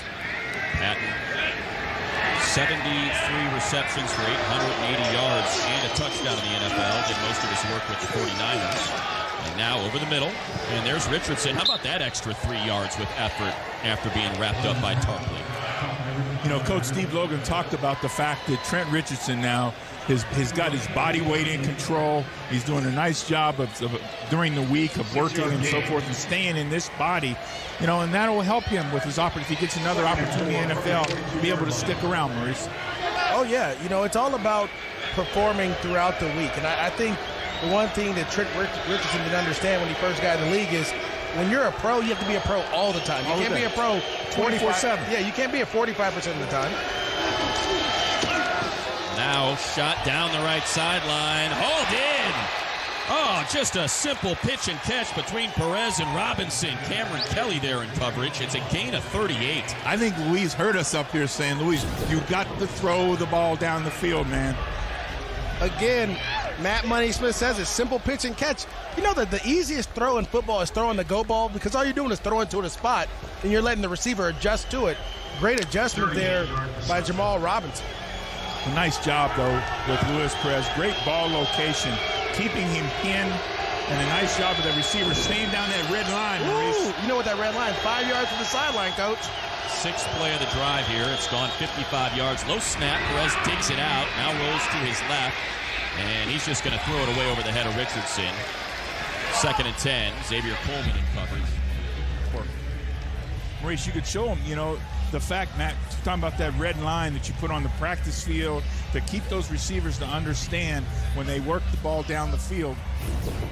Here you go. The red line it runs just like this. It's about 5 yards from the sideline. So as a receiver, you're going to get out and you're going to stay right on that red line so the defender can't push you out of bounds. You can leave space for the quarterback to drop the ball in. Leaves all that space for the quarterback, like you said, to drop the ball in over the shoulder. All 6 plays have been through the air on this drive as they make their way into the red zone of the Fleet.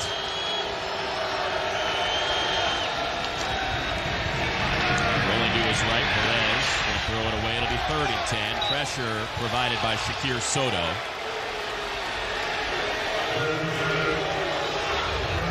They're getting a lot of pressure from this left side, Coach. They're getting a lot of pressure, Maurice. We talked about Personal that foul. the entire night. Roughing the passer. Defense number 92. 15 yards, half the distance from the previous spot. Automatic first down. That's John O'Neill, our referee. And again, that was Soto in pursuit, so apparently something we missed. Well, you know, when those D linemen, they got to run all the way around and chase you. They're going to put their hands on you. They're going to have to touch you because they're like, look, I didn't do all this sprint for nothing. Soto takes off, and look at him, Coach. Elbows, hands moving. Oh, you just can't drag him down. You don't need to drag him down at that point, you know.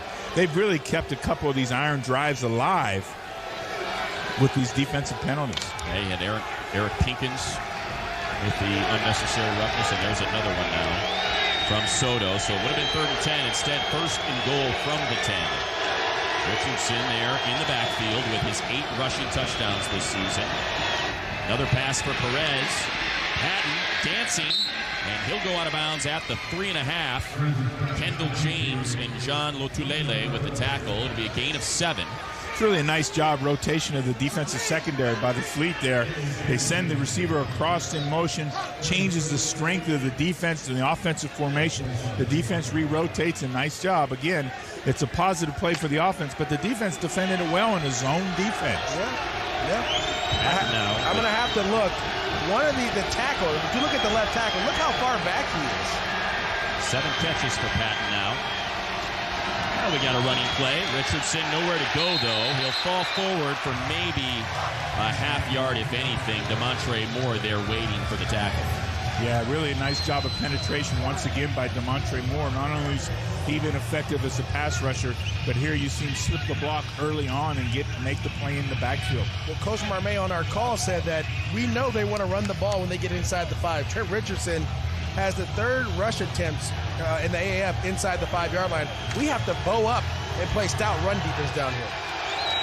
Richardson so effective in the red zone, been bruising his way to pay dirt. 8 rushing touchdowns this season. On a 3rd and goal from the 2, it's Richardson again, and this time he's pushing the pile and he's in. Ask and ye shall receive. That's a good bit of analysis there ahead of that play, guys. Oh, every time we get a chance to see this iron offense and Trent Richardson gets that ball in his belly, the guy beside me gets really excited, Matt. 2nd touchdown of the day for Richardson. 1 on the ground, 1 through the air. Here we get another look at it. And you have guys just sticking on blocks, and then you have 2 guys in the same gap, Coach. You can't do that on the goal line. You have to fit your gap and get to your leverage to stop that. Now, Trent Richardson's a low. Now, if you got to tackle him, and I tell you this, anytime a running back gets inside that 5-yard line, I don't care if you don't block anybody. He is going to score a touchdown. I like the leg strength there of Trent Richardson that he displayed on that play. That was impressive. Had Demontre Moore around his ankles, Tarpley trying to hold him up, took them both in the end zone. Now for 2, quick, and that is good. But there is a flag. Yeah, they're going to call him for OPI there, Matt. They blocked more than 2 yards down the field in order to create this play. This is the play made famous from the New Orleans Saints. This is what they know. Coach. New Orleans Saints, Green Bay Packers, Pittsburgh Steelers. Everybody likes to run this play. Why didn't y'all run it, Coach? You know everybody likes to take it away. Everybody likes to take it away. Everybody has that play. It's just a matter of the timing, though, of the blocks and whether the defense gets up on you. Result of the play was a touchdown. Offensive pass interference. Offense number 85. Retry from the 12-yard line. Is Colin Thompson, the tight end. We'll see here. It's tough. Guys are going in the block, and the receiver's going to kind of catch it and roll in behind them. It's a tough play to stop, but you can't block. You have to act like you're running around. You have to be great actors. Well, he wants to get there and just run his feet and let the defender run into him. He can't initiate the contact like he does. And that's what the coach tells him. What are you doing? Why would you go and hit him? Okay. Thompson, most recently, played some preseason games with the Bears. So now they'll try it again for 2 from the 12 after the 10-yard penalty. And now Perez going to be dropped. Ooh, he got a high load there. Alex Barrett with the big hit up top as Jalen Robinson had him down low. So touchdown, no 2-point conversion, but Birmingham extends their lead over the Fleet to 21-9.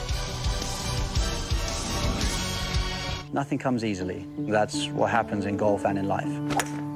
I'm very fortunate that I can lean on people, and that for me is what teamwork's all about. You can't do everything yourself. You need someone to guide you and help you make those tough decisions. That's Morgan Stanley. They're industry leaders, but the most important thing is they want to do it the right way. I'm really excited to be part of the Morgan Stanley team. I'm Justin Rose. We are Morgan Stanley. Skycam is brought to you tonight by Wheels Up. As we get another look Trent Richardson. He's got 10 carries for 27 yards and a rushing touchdown. He's got 5 receptions for 33 yards and a receiving touchdown. That is 15 total touches for 60 yards and 2 scores. And you see most rushing touchdowns in the Alliance, and no surprise, guys, most touchdowns, period, in the Alliance. Oh, can you say MVP? He said beast inside the 5-yard line. Yeah. 3-yard line. Rolling right on the play action. Bercovici, middle of the field. On the crosser, has his man Brian Brown for a gain of 12. Bradley Sylvie with the tackle, but there is a flag. Holding. Offense number 62. 10 yards from the previous spot. Repeat first down. It's Jeremiah Colonnay, the center. You're going to see it as the defender starts to pull away. You have to let him go. And again, these are certain ways. You're doing a great job. Now let him go. As soon as the defender throws his hands up, the ref is going to call holding every time. So instead of a gain of 12, it becomes a 1st and 20. Here we go. Lady! Now pitch. This is Gardner. Bounces outside. There we go. Some positive yardage on the ground. That's a gain of 11. Great patience there by Gardner as he allows the lineman to get in front of him, and then he pushes him into the corner to create more space so that he can get extra yards. That one carry now over a quarter of the rushing total for the Fleet. They have just 40 rushing yards right now.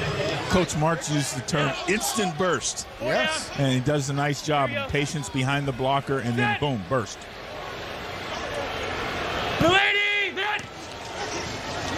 Now on 2nd and 7. Bercovici hit as he throws. That one nearly picked off. Matthew Wells was there, had it at his fingertips, but it falls incomplete. It'll be a 3rd and 7. We're seeing a variety of protections from the Fleet offense, and again, because this Iron defense is doing a great job up front of isolating and winning one-on-one battles and getting pressure on the quarterback on these dropbacks. Just have not been able to convert on 3rd down. 1 of 7 on the season coming in. 3rd in the league, converting nearly 40%. The Iron, however, number 1 at preventing. So that strength has tilted in Birmingham's favor. Wide open. Bercovici has a man. Dantes Ford breaks a tackle. Left sideline. Stiff arm. Still headed to the end zone. Dragged down again inside the 5 by Joe Powell. That is 2. And Ford may be injured.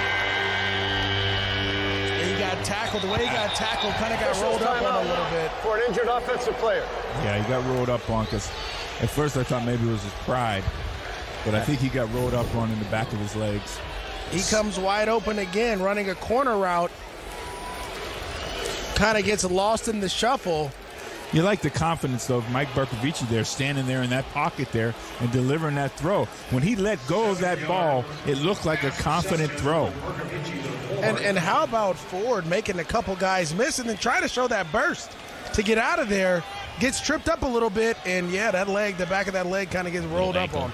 Yeah, the Iron defense, though, got to continue in their pursuit lanes. They kind of relaxed a little bit down the field, and he made the tackler miss on the sideline, and they didn't get him pushed out of bounds. Pitt Panther is averaging just a shade over 60 yards per catch today. 3 grabs for 182 yards. You know, sometimes, though, Matt and Maurice, you know this as well, when your offense isn't quite clicking like you have to have some of these explosive plays in order to get you going and keep you in the football game, and they're manufacturing these tonight. There's 2 ways to get explosive plays. One, the player just being explosive like we saw in Ford, making guys miss. And the other way is, like you said, try to manufacture them, try to draw them up and get guys to come open. I was just about to say, as I see Terrell Watson go over there to tap Ford on the helmet, got to believe that Mike Martz wants to get something going in the rushing game. Here you got a 1st and goal from the 2. See if he can get a rushing touchdown for Watson in his 250-pound frame. I think they're going to do the play we saw in the first half. Same thing, little tight end action. Little tight end fake to the flat, right? Yeah, right to the flat. Well, why not? It's not been defended yet. You're exactly right.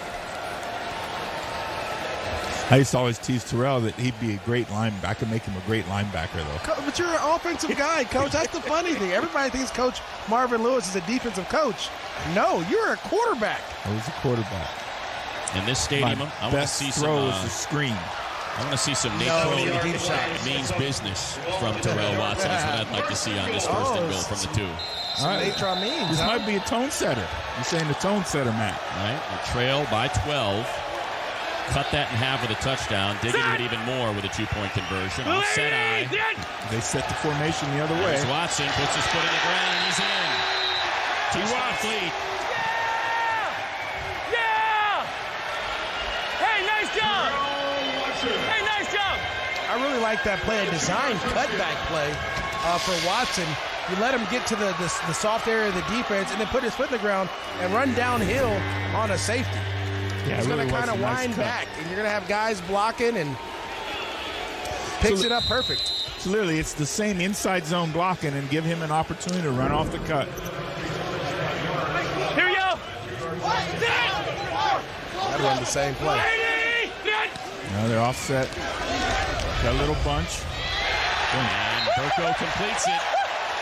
There's your Marcus Baugh. That's what I'm talking about, Don. So got a little bit of each. There we go! There we go, man! And now San Diego with the answer. Let's go! And they cut that lead to 4. Oh, with the last drive.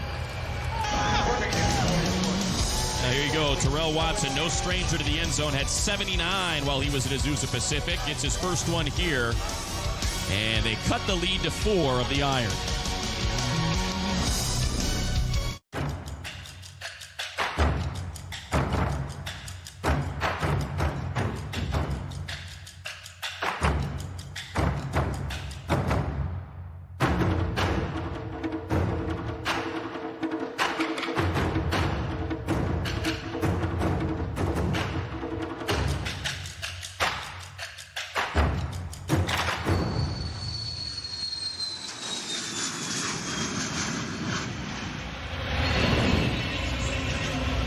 NFL Total Access, your live nightly home for off-season NFL coverage with all the latest news and expert analysis. NFL Total Access, weeknights at 7, live on NFL Network.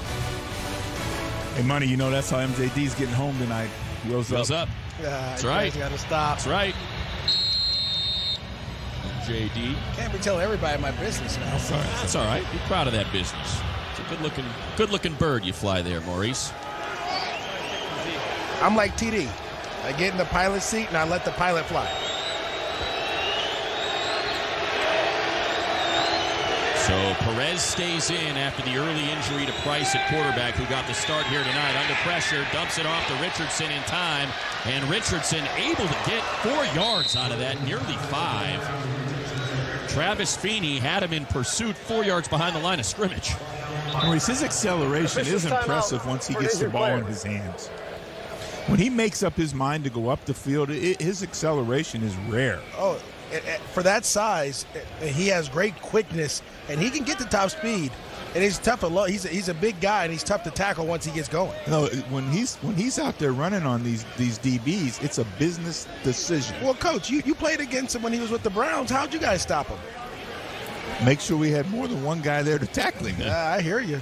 Gang tackle, the old-fashioned way. Linebacker Travis Feeney is the man who is down out of Washington, and he piled up 248 tackles as a Husky.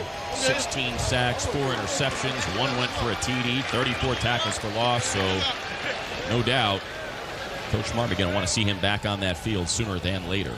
Oh, and you know he ran the fastest 40 in the combine when he was there as well. As a linebacker, yeah. You know, he's drafted in Pittsburgh and then spent time and played for New Orleans. So this guy, you know, is still young in age and has an opportunity, if he continues to play well, to maybe get a second look at.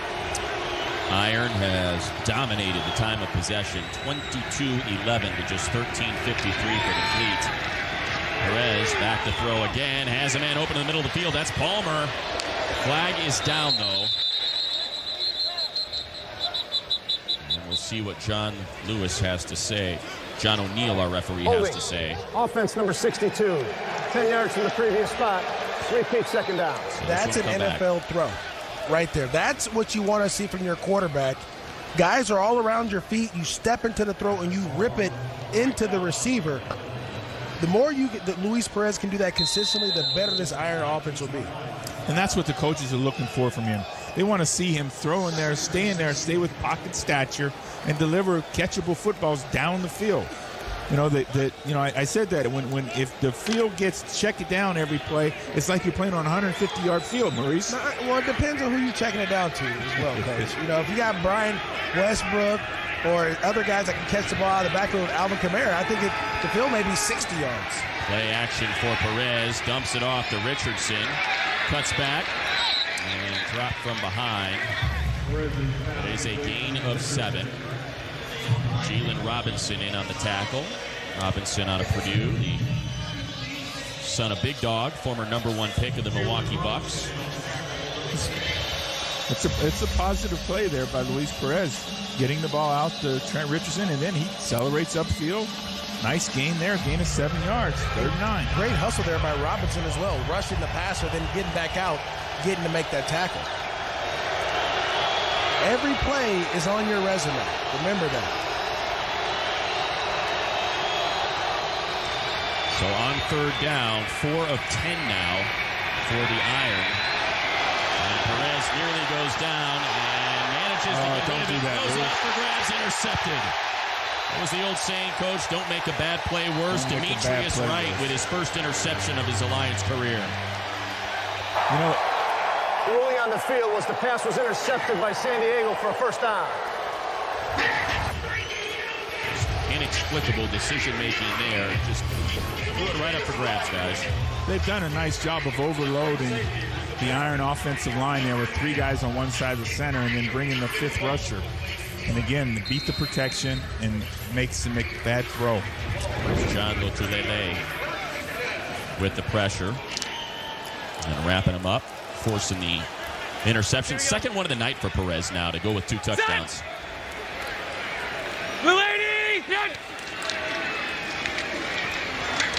Handoff goes to Gardner. He'll pick up 3. Be a 2nd and 7. Gardner, the ball carrier. Going back to Luis Perez, you've had a couple of really good plays in a row. Decision-making is huge right now. So I want to figure out, what are you going to do as a coach? Are you going to go back to Keith Price, who started the game and got knocked out?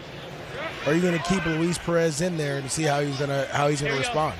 Well, they're not worried about, it's not how he responds. They're trying to win this football game, so what gives us the best chance? Bercovici, pocket holds up. And through the hands of Nelson Spruce. Beniquez Brown in coverage there, so now a 3rd and 7. Threw a little fastball there, Nelson Spruce.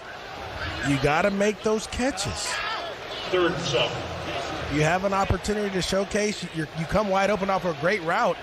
You have to make those catches. Let's go. Yeah, just the ability to throttle down and focus on catching the football.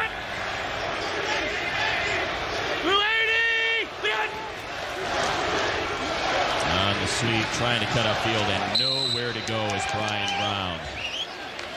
Brown on Brown there. Beniquez Brown with the tackle. Yeah, they tried to be a little tricky there, to hand the ball off on a 3rd and 7.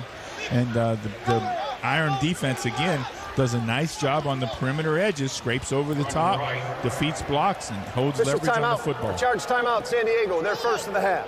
And that is the first series without Dantes Ford, whose return is questionable with an ankle injury.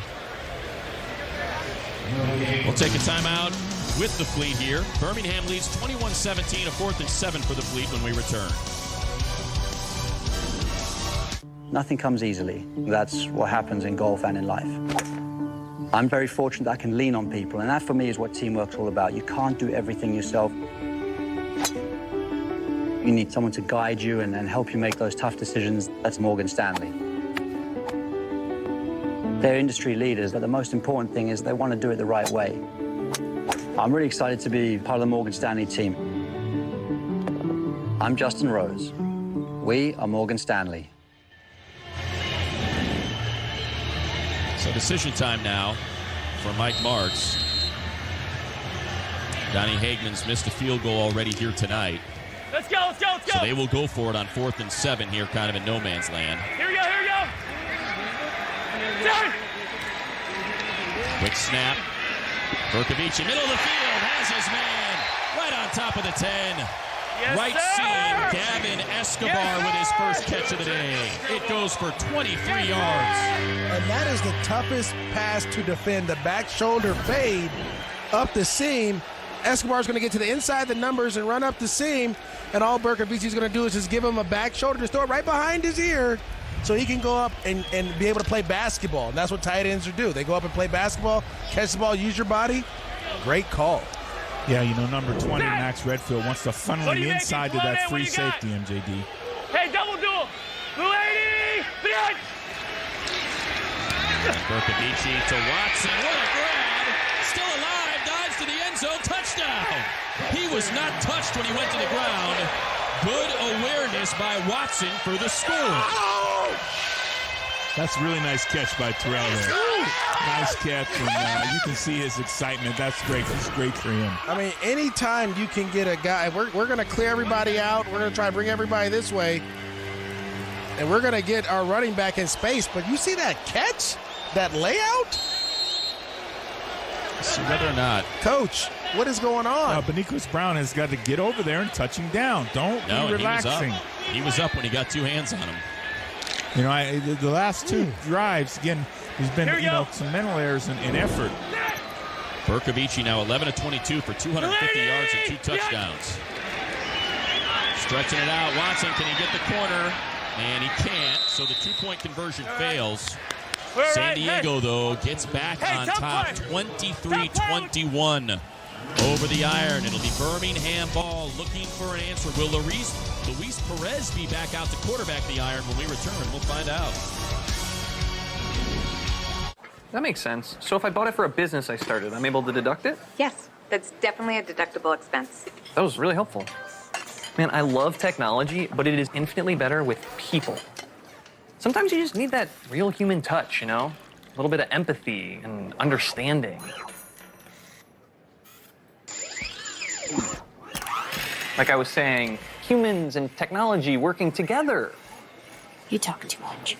TurboTax Live, now with CPAs on demand. When you rent a car on Turo, you're renting from a real person. No shuttle rides, no waiting in line, and no wandering a car lot. This is your rental counter. And this is you, already on the road.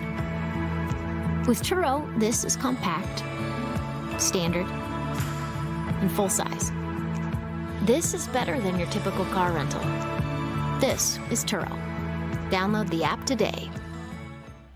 Well, following his second pick, Luis Perez back out to quarterback the iron.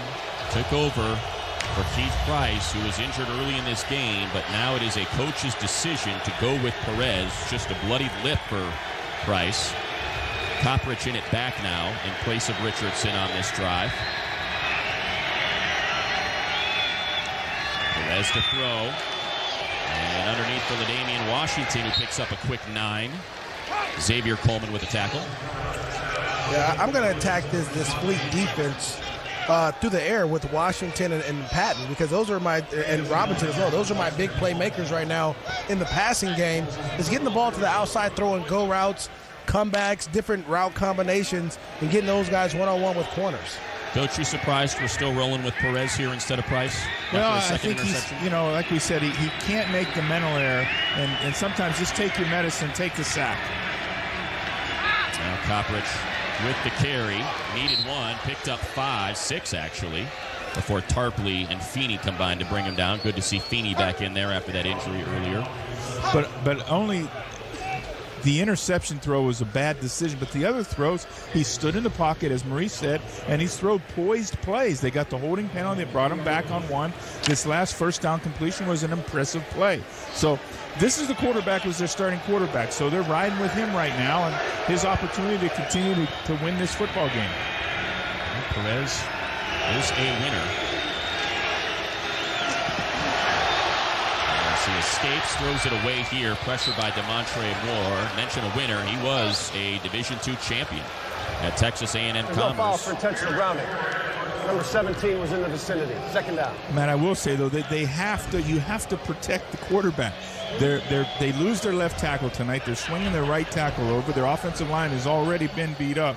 So they're going to have to do some things to give them a chance when they get to these situations where they have to hold on to it a little longer to give him a chance. Again, I keep saying it just because the stat monitor right in front of us tells the tale. It's 39 passes to 13 rushes. Just so out of balance. It seems like these pass rushers are just teeing off.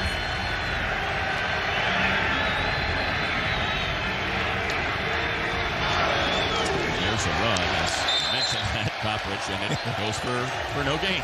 Yeah, Matt, though, the defense is thinking, okay, second and long, just do an incompletion.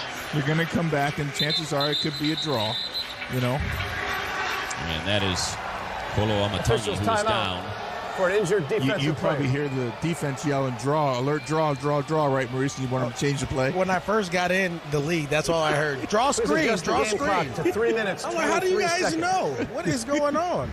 Thank you. Later, I found out that only times I would come in the game were either to block run draws or catch screen passes, so it happens. The defensive guys need love too. You know, they smart. They study. I don't know if they're smart. They study. They react very well. They study. They can learn. You have a guy talking in the Mike linebacker's helmet too half the game. Well, see that came way after me ever calling defenses. Nephew there. I could have been dangerous with that. I wish I could have heard some of the calls the coordinator telling the quarterback. Because I'd have told him, don't run that play. check, huh? Yeah, check. Alert.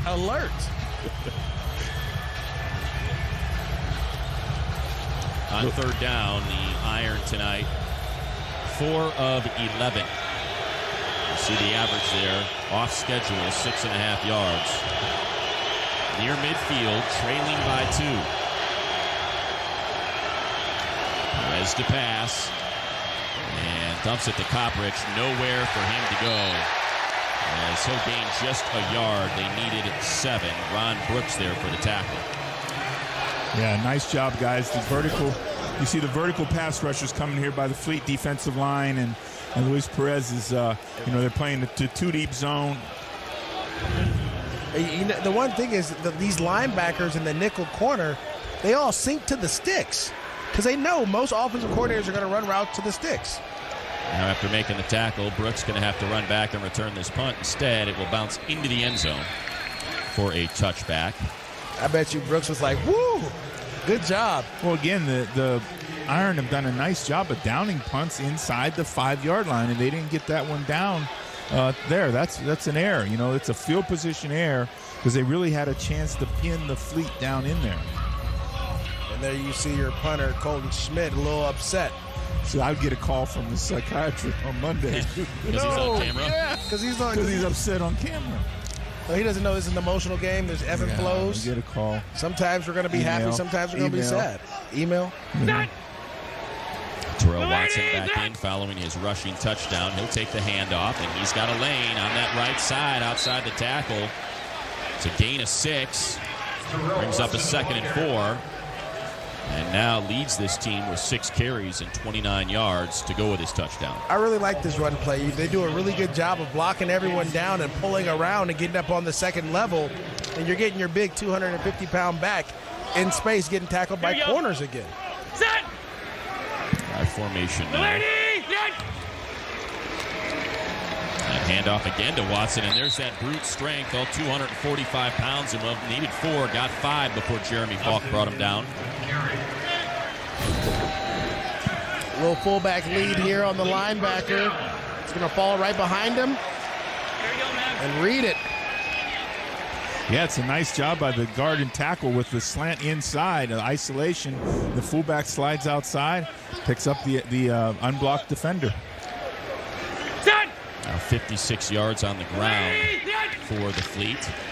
Run it again. Watson again. At the line of scrimmage. Talk about pushing the pile. There you go. Gain of 4. This is what Coach Martz and his staff have done is once they've gotten the lead, they've done a nice job of going into their running offense and then interchanging these backs. So now Terrell's now they're going to bring Gardner in here now and run that little counter play, and he's going to jump behind those big guys and they're going to lose sight of him, Maurice. He may go 83 on you again. See the back there of left guard Damian Mama, who's back. They say he is their best run blocker. Out last week. Now Berkovici to throw, and that one's picked off. All that positive momentum. Jamar Summers ends with the interception, the third of his Alliance career. That's one of the guys that in this Alliance this season is earning an opportunity, Matt, to get back into the National Football League. He's college free agent last year with the Steelers, and he's really putting legitimate plays on tape of him playing on the football, his coverage ability, and his ability to stick his nose in there and tackle people, and there he comes up with another interception. There's certain guys in the league, and we always talk about matchups that you don't throw the ball at. And well, in the AAF, it's Summers. Jamar Summers is a guy that he's continued to been around the football. When the ball's thrown his way, he's always somewhere in the vicinity. I'm not going to try him as much as other players on the defensive side. And his key is he's 23 years old. You like those young guys, Coach. Perez takes his shot just outside the reach of LaDainian Washington. And there's another young guy in coverage right there, guys, who did a great job. Obviously, Cameron Kelly last week, and coming up with the 3 interceptions. But these are the guys that are going to kind of spring up and get opportunity in the NFL training camps after this season.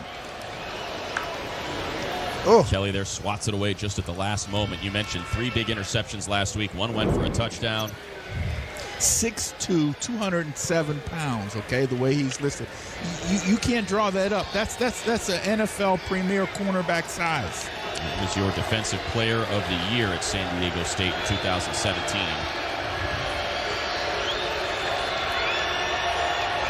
Second and 10 now for Perez. Trent Richardson back in at running back. And this dropped over the middle of the field by Quentin Patton. Coverage by Ron Brooks. So a third and 10. The one thing we always talk about, too, Coach, with these young players, the AAF has given them an opportunity to have live reps. Yes, you cannot get that anywhere else. Or if you're on the practice squad of a team, guess what? You only get to practice. It's not live. I need you to run what the other team's running. It's hard for you to work on your stuff to be a better player. The AAF is giving all these players an opportunity to get practice reps in and then get live reps that you can see and coach and scout. And they're getting video that the entire NFL can see.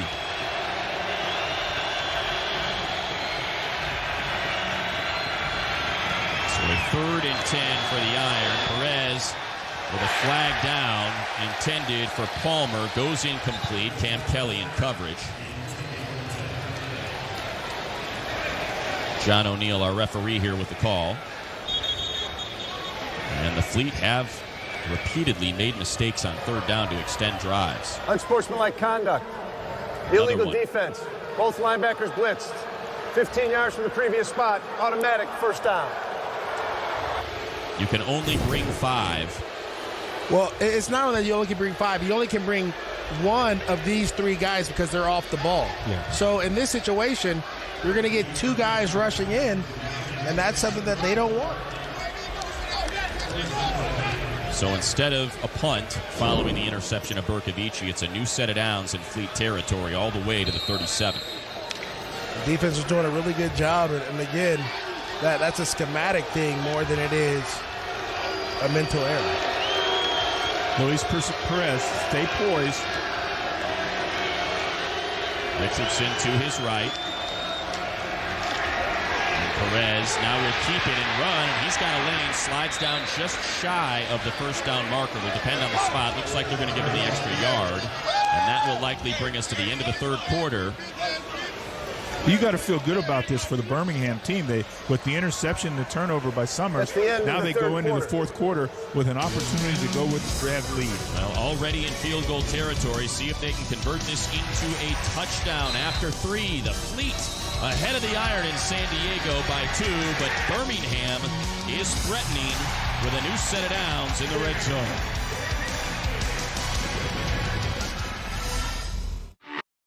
First 2, by the way, of his Alliance career. Came in with 0 touchdown throws and 4 interceptions. Now he does have the pair of picks, which is what Rod alluded to there. And maybe a decision to make in the fourth quarter if he throws a third. Keith Price started this game. He came in relief of Perez after the first quarter last week and ignited this offense, even though it ended up in a loss to Orlando.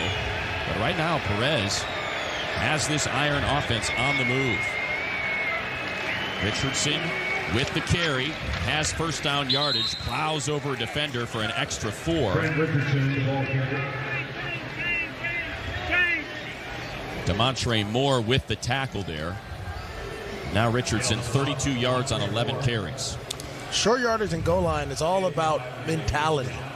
And it's who wants it more at the end of the day. You can draw up the perfect play, and your players get blown back. Here, the Birmingham Iron offensive line, they removed the defensive line from the line of scrimmage and allowed Trent Richardson an opportunity to get moving going forward. Following the interception, this drive now 4 plays, 28 yards. A big penalty extended it from being a 3-and-out to the end zone. Perez looking for his third. He's got it. Touchdown Iron. LaDamian Washington. Ball location, Maurice. I don't know what to tell you, Coach. 6'4", and again, Cameron Kelly is 6'2", but you put the ball up there and out there for your big receiver to go make a play, and he makes the play. Red line and ball location. We've seen this route completed 4 times today. LaDamian has been his go-to guy today.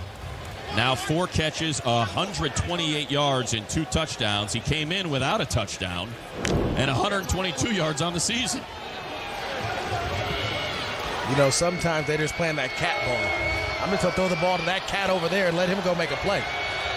Bunch formation right. Richardson to the left of Perez. Perez throws, and it nice is job, good. Washington again to add 2 more. So the Fleet's lead was brief as Birmingham back on top, 29-23 in San Diego.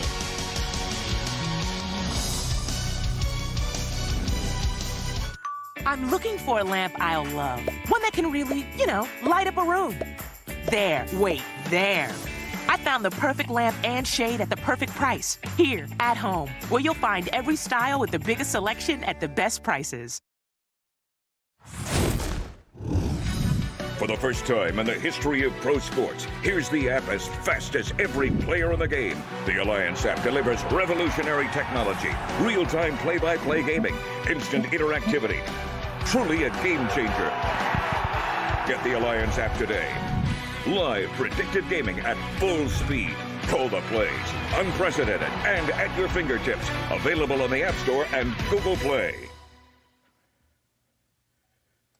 And that app, number 1, in both the Google and Apple stores. If you download it now, all sorts of features for you to find and enjoy. I speak from experience. These 2 big receivers are having great nights tonight, man. Well, one of them just caught a touchdown against a guy that had 3 picks last week. Well, I'll tell you what, Washington in college at the University of Missouri was phenomenal. He was a phenomenal ball player. He just couldn't find a way to stick in the NFL, but he's going to find a way now.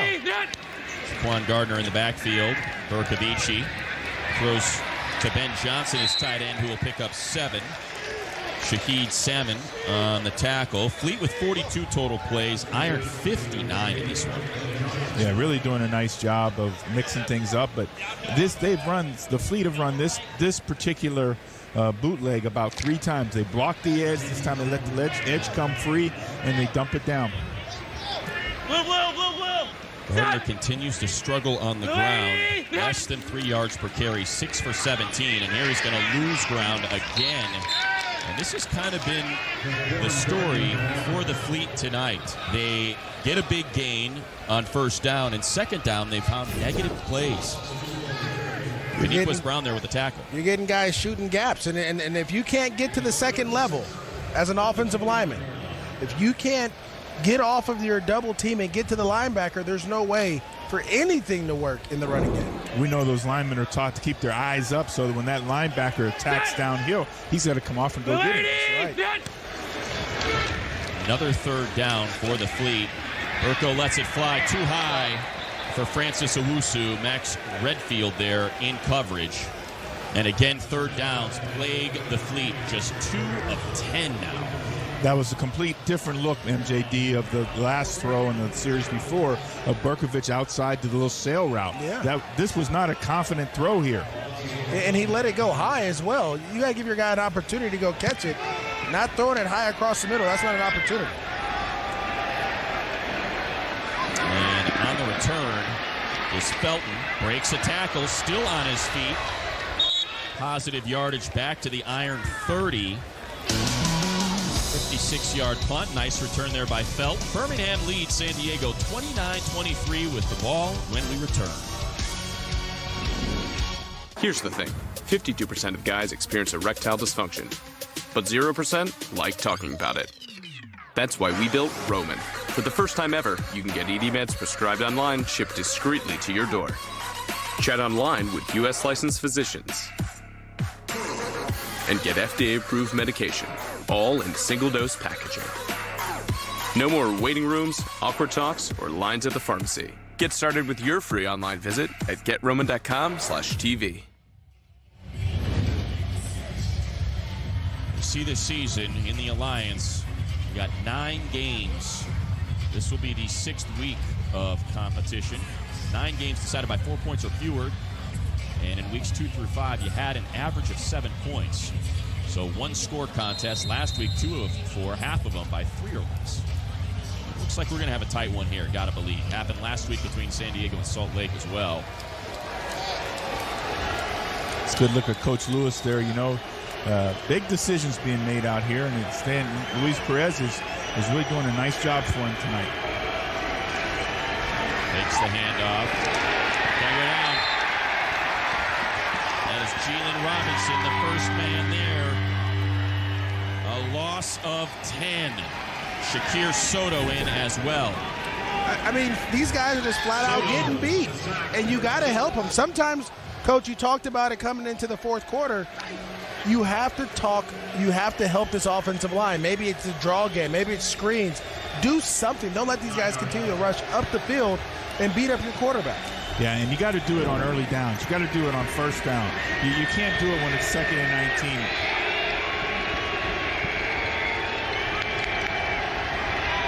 Clock. Down to 5. Shotgun snap, delayed handoff to Richardson. With some positive yardage, we'll say 4. That'll make it a 3rd and 15. Tarpley and Kelly with the tackle. That's what we were just speaking about. You know, when it's 2nd and 19, the defense is thinking. Yeah. MJD's in. It's going to be a draw or screen. Or he block it. One of the two.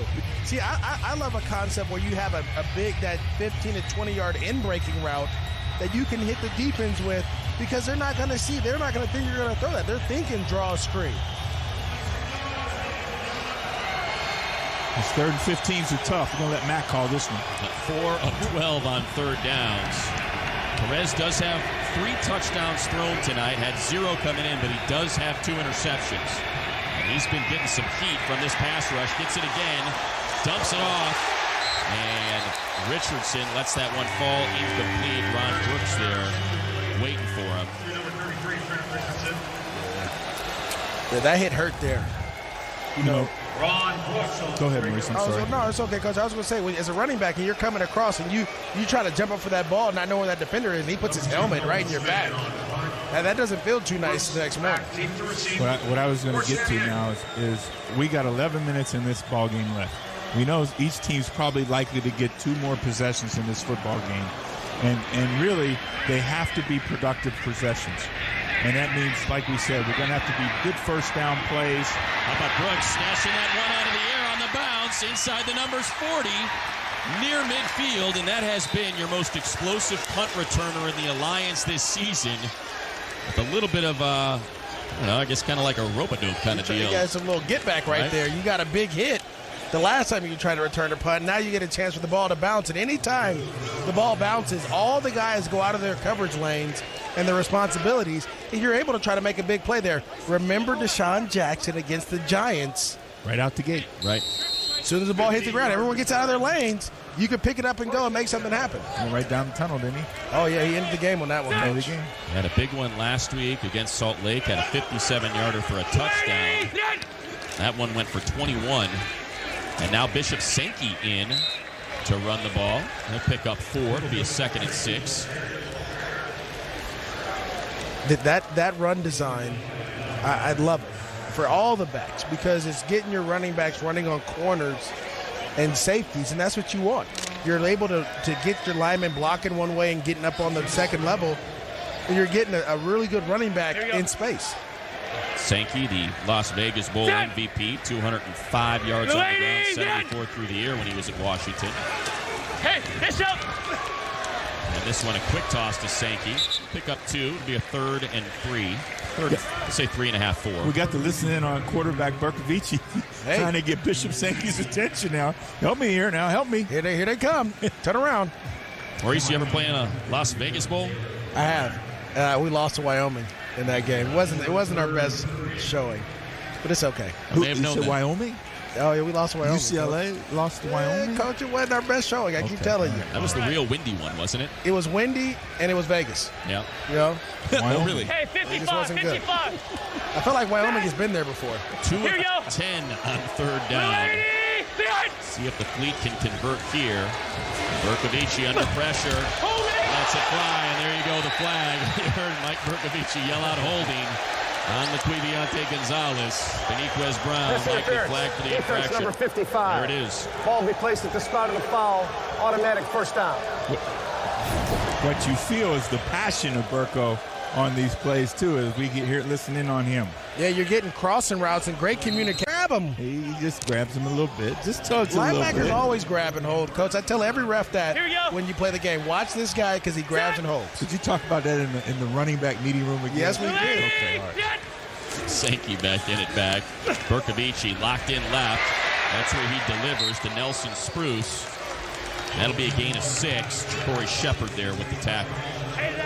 This is a really good drive right here. You're slowly, methodically moving down the field, but I need Berkovici to take some shots down there and get to those deep throws, maybe a deep in breaking route or a go route down the sideline like we're seeing Luis Perez throw.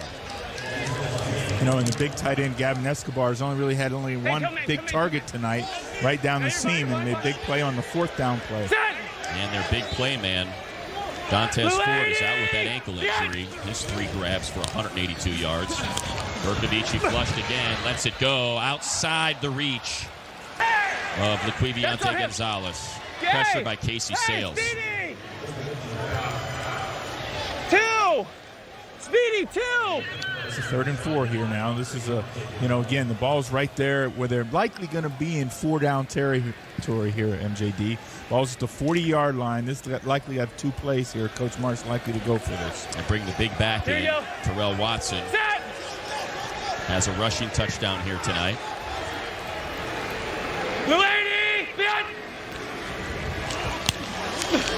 Berkovici off the mark for Escobar. Jack Tocho in coverage.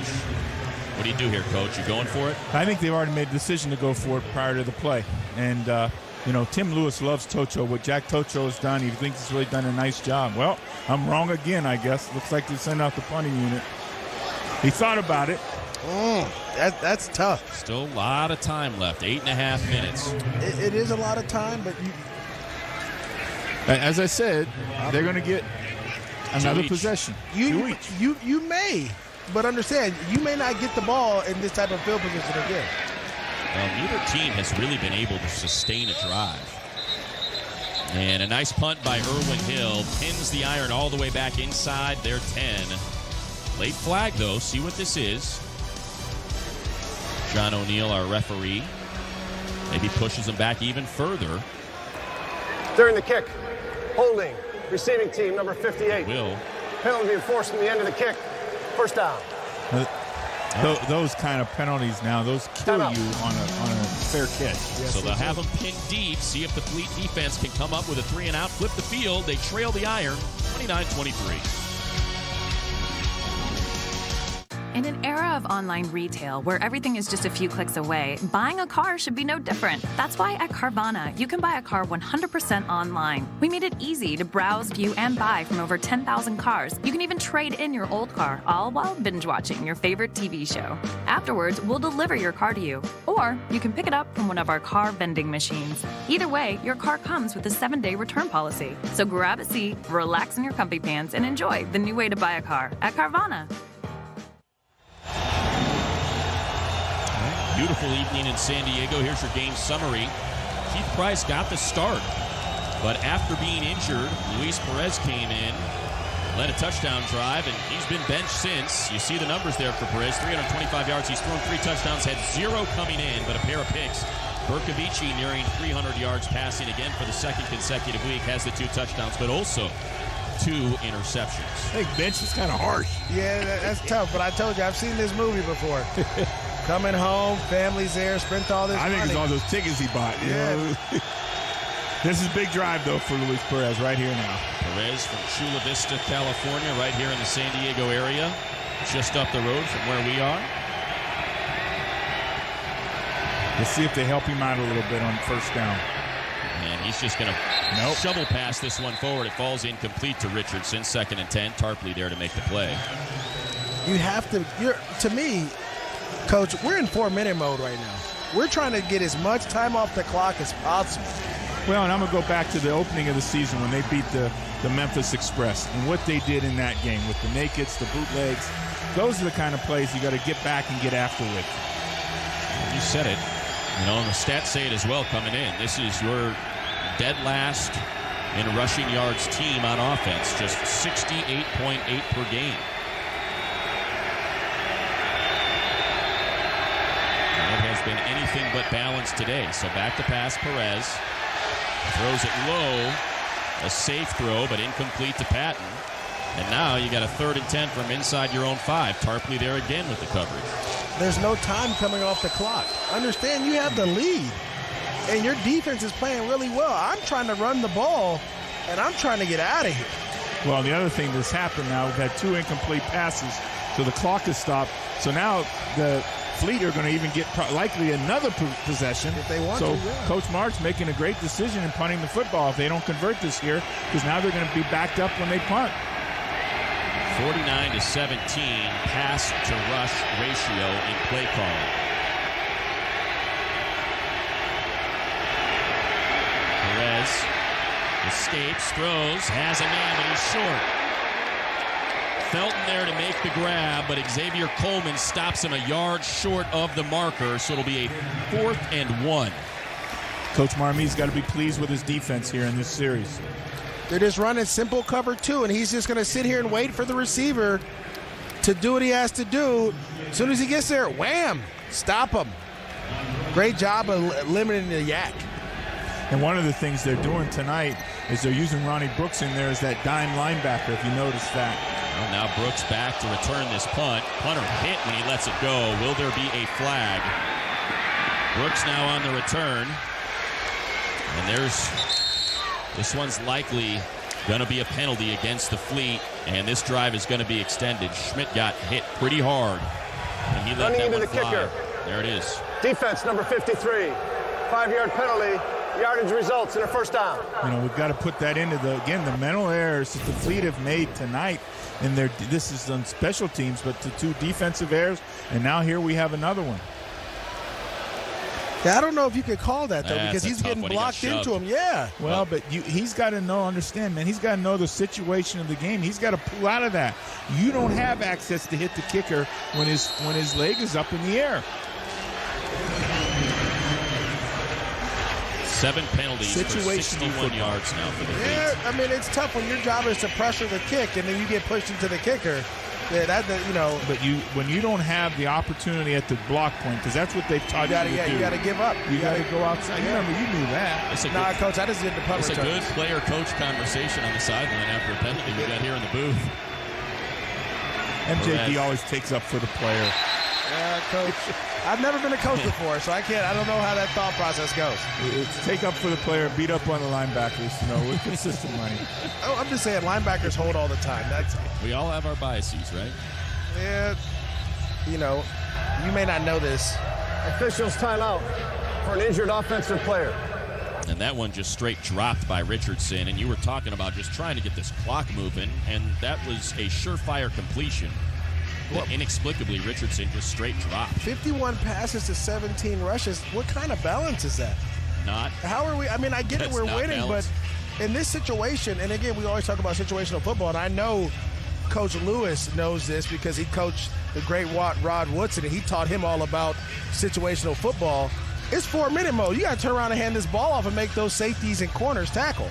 I think Tim heard you there. I know he heard me. He knows I'm talking to him.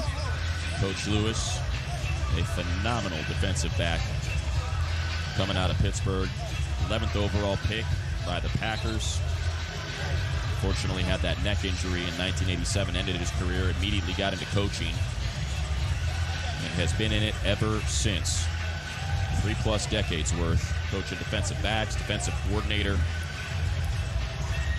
How about Pinecrest Academy? His first head coaching job this past season before being hired by the Birmingham Iron. You know, Monday, we all got to start somewhere. Right? We all got to get an opportunity. Coach, where was your first head coaching job? The Alpha Chi flag football team at Idaho State. I told you. There you go. See, that's what I'm talking about. 1978. I wasn't even thought about it then, Coach. Play action here for Perez. And he's going to let this one go. Nearly intercepted by Feeney. Another ill-advised throw intended for Patton. Again, Money, though, we're taking no time off the clock. You're telling me. Pressure provided by Kolo Amatungi. I'm going to say that one again. Kolo Amatungi. I mean, listen, this is one of the things as a player that always gets me. It's so easy for an offensive coordinator to call 3 pass plays in a row. But in this situation, you want to run the ball 3 times because at least at the end of the day, you'll run off a minute and a half of clock and you punt the ball back and put the pressure back on the fleet.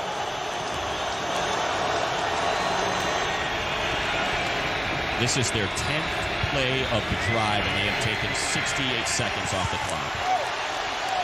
Perez lobs it up. Was that intercepted? It looks like Travis got his arms under it. That could be the 3rd pick of the night for Perez. They're going to rule it incomplete. Ruling on the field was an incomplete pass. 4th down. And it doesn't look like Travis is putting up too much of a fight. Let's get a look at it again.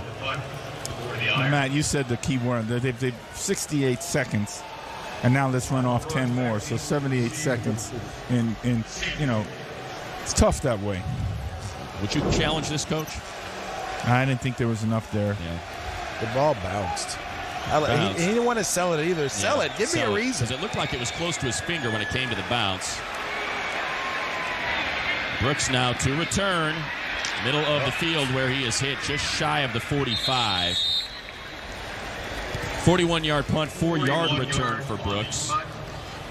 Schmidt trying to sell contact again. Did not get the flag. Oh, this time my guy John Lutalele, who was with me in Jacksonville, says, I'm not going to run into the kicker. I'm going to push you into the kicker this time. How about that? He does a nice job. It's very smart, heady play by him there. Yeah, that's a good one. You run into your guy. Here you go. Lutalele, the cousin of Star. Give Joe Powell all he wanted there, boy. Yeah. Jaquan Gardner in it back.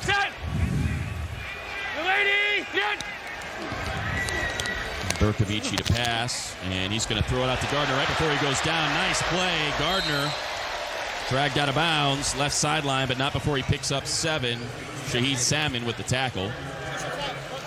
It's a good job knowing where your check down is for Mike Berkovici, who again is feeling pressure. He steps up in the pocket, knows his check down is to the left, gets it to Gardner. Gardner's able to get you to 2nd and 2nd and 2. 2nd and 2 again. They've had a number of these tonight where they've had very positive plays on 1st down and unfortunately went backwards on 2nd down. Can you take a shot here? As bad as they've been on 3rd down, I'd just as soon move the sticks here, which is what they're going to do. Going into that last 3rd down, they were just 2 of 11. So now 3 of 12 on 3rd down, tackled by Sylvie. That's a gain of 3. They needed 2. Now you're in that shot range there, MJD. This is what you want right here. You going to take a shot on first down? You get a shot on first down. You going to throw it at Summers? No, I'm going to the other side. Okay. There's Burko with the shot. And incomplete. Just a little bit high for Baugh, who could not haul it in. Got both hands on it. Falls incomplete. Been a few of those here today, guys. It seems like Berkovich, he throws a high ball over the middle. And listen, as a receiver, you have to catch it. But I'm going to tell you what. And back in the day in the NFL, I played with a guy by the name of Donovan Darius. And if you threw a ball like that across the middle, he was coming in to hit you and everybody else that was around to try to release you from the ball. Family Field is hit you so hard. Yeah, that's right. Get a little lead draw here, a little Fox 2. Easy. Whoa. Get 3-5 yards. That's on them. I think you heard Mike Bercovici there trying to change the play. He's selling it. Yeah. And his offensive people hear the cadence, and so they're ready to go. They may have drawn the defense off here, but we'll see what they rule. Neutral zone infraction. Defense number 63. 5-yard penalty, still second down. And let me give you the fans a little clarification. When you say easy, And you see it there, Falk with the jump. so when you say easy, you can't say it with the deflection of the hut. You have to be like, easy. Hold on. I'm about to change this thing up because all we're going off is off the inflection of your voice. Bercovici climbs the pocket. Hit. Ball is out. On the ground. Still up for grabs. There's a scrum. And they say the fleet fall on it. And what have we said? Second down has been an issue for this team all night. Yes. Adeoye knocks it out. Really nice job of him coming in and going after the football. You see the ball in the right arm and him working through, tackling with his arms and getting the ball out. They're retracing, and that's the one thing that happens with defensive ends. You get more sacks retracing your steps, getting back to the quarterback. Terrell Watson in at running back, you see there. Bercovici just misses his man. Nelson Spruce. So a fourth down. What are we doing here? Well, we know the last time around they punted from this exact same spot. You hear Bercovici there asking Spruce if he slipped. 2 timeouts left. San Diego. So you got to believe if they're using a timeout, they're going for it, Coach. I would assume. 30-second timeout. Well, we've seen in the first game we called, Coach, they used a timeout and they ended up punting the ball. Yeah, they changed their mind.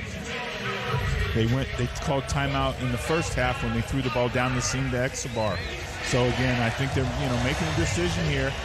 You see Coach Rick Minner, the defense coordinator of the Iron, and Coach Tim Lewis over there, and so everybody's talking it through.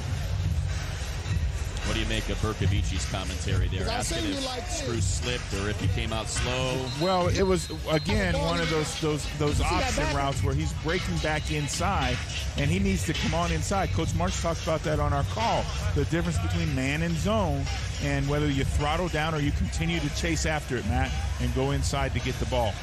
And the other thing is, when you're running an option route, how you cut determines the quarterback's type of throw. So if I'm going to cut hard across his face, he's going to throw you a bullet because he's reading your body language. If you cut soft and you kind of try to settle down, he's going to try to put it in your body. They're going to go for it on fourth down here. You see the numbers on the season, 4-6. Bercovici back to pass, has a man, and they get the first down. Gardner with room, cuts inside over the left hash before Redfield able to bring him down. So now 5 of 7 on fourth down, and you hear the crowd come alive. What is your defensive player? There's your Texas route. You know what? It hasn't been covered all year, Coach. I'm going to keep running it.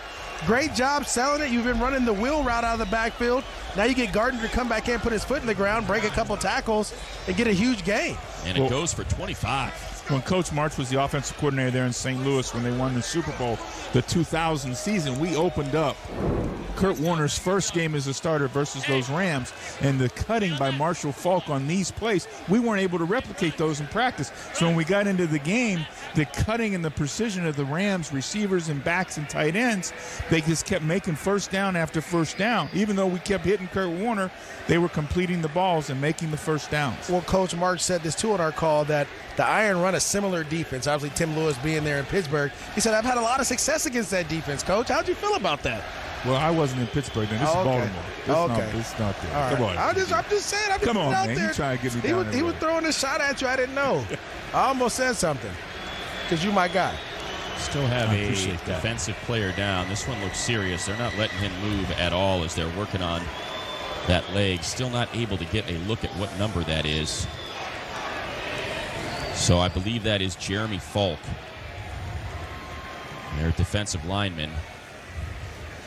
And as they continue to tend to him, we will step away. San Diego driving, but they trail Birmingham 29-23, just under 5 minutes left. Daily bats. Say my name so my powers become yours. Ready for real? Say okay! Fandango invites you to be the first to see Shazam. Oh, snap! With a special sneak preview on March 23rd. That's crazy, right? Can you leap tall buildings in a single bound? Shazam, rated PG-13. In theaters April 5th. See it early with Fandango March 23rd. This land is your land. This land is my land. From California to the New York Island. From the Redwood Forest to the Gulf Stream waters. This land was made for you and me. Well, Bercovici and the Fleet, no strangers to late-game heroics. Remember last week against the Stallions, they needed some late-game action to come out with a win. Trying to buy some time, throwing it into the end zone. It's caught by Kenny Bell. Bercovici going deep up the left sideline. Pass is caught. Berco has a man. It's Dantes Ford. The snap, the hold, the kick is up, and the kick is good. The Fleet win it. And back here at SDCCU Stadium, that was the first walk-off in Alliance history. Hagman putting that ball through the uprights as the clock hits 0. Those games can either make you old or young. They always make you old, Coach. Watson in the backfield now on 1st and 10. Bercovici to pass, goes to the end zone, has a man caught, score, Fleet! Francis Owusu from Bercovici, his 3rd touchdown toss of the contest. And you know what? He threw that on Jamar Summers, too, who's a guy who just picked him off. And again, I liked his poise. Look at his poise in the pocket here, Maurice, and how he delivers this ball. When he left this ball go, you know he's making a great throw. Oh, yeah, great route, too. Got the corner to turn inside, flip his hips, spin him back outside, create space. And a little bit of revenge there for Bercovici. Summers got him for an interception earlier in this game. So this a big one. Looking to break the 29 all-time. Bercovici has a man, but he cannot get in. Good bit of tackling there by Ja'Cory Shepherd to keep this one tied at 29. You gotta love these 2-point plays, though. It makes such an exciting part of this alliance. It sure does. You see Luis Perez come out. He has struggled a little bit, but also some highlights in here as well. One of his 2 interceptions, and this one threw it up for grabs. Nearly threw another pick and a 3rd one. I should say it could have been a 4th one there. Money, all those throws is the classic throws that you don't ever want your quarterback to make. I always tell him, you're going to keep doing that, you're going to be standing beside me. But Perez has thrown for 334 and 3 touchdowns tonight. And now he's got His man Quentin Patton just passed the marker on the left sideline. Brooks there in coverage. You know, the difference in the timing here of the Alliance than the National Football League is inside of 5 minutes, when you go out of bounds, the clock doesn't stop until inside of 2. So, again, we're going to have to quicken our pace a little bit now. You know, we want to see if we can maximize the number of possessions we might need here. Well, Coach, I think the Birmingham Iron are going to try to get as much clock down as possible and try to kick a game-ending field goal. Now Kopperich back. Better protect the quarterback. Lets it go as he falls. Kopperich has it, breaks a tackle, and he's able to get serious positive yardage. How about 7 out of what could have been a 4-yard loss on a sack? Yeah, it's still going to come down to they're going to have to protect the quarterback in order to win this football game. They're getting immediate pressure right up the middle. I mean, the edge is coming crashing in, and guys are closing the pocket down up the middle. That's tough for any quarterback to do well. Richardson back in on a 2nd and 3. Richardson 12 carries for 37 yards. Again, the splits for the Iron. 55 pass to just 17 run.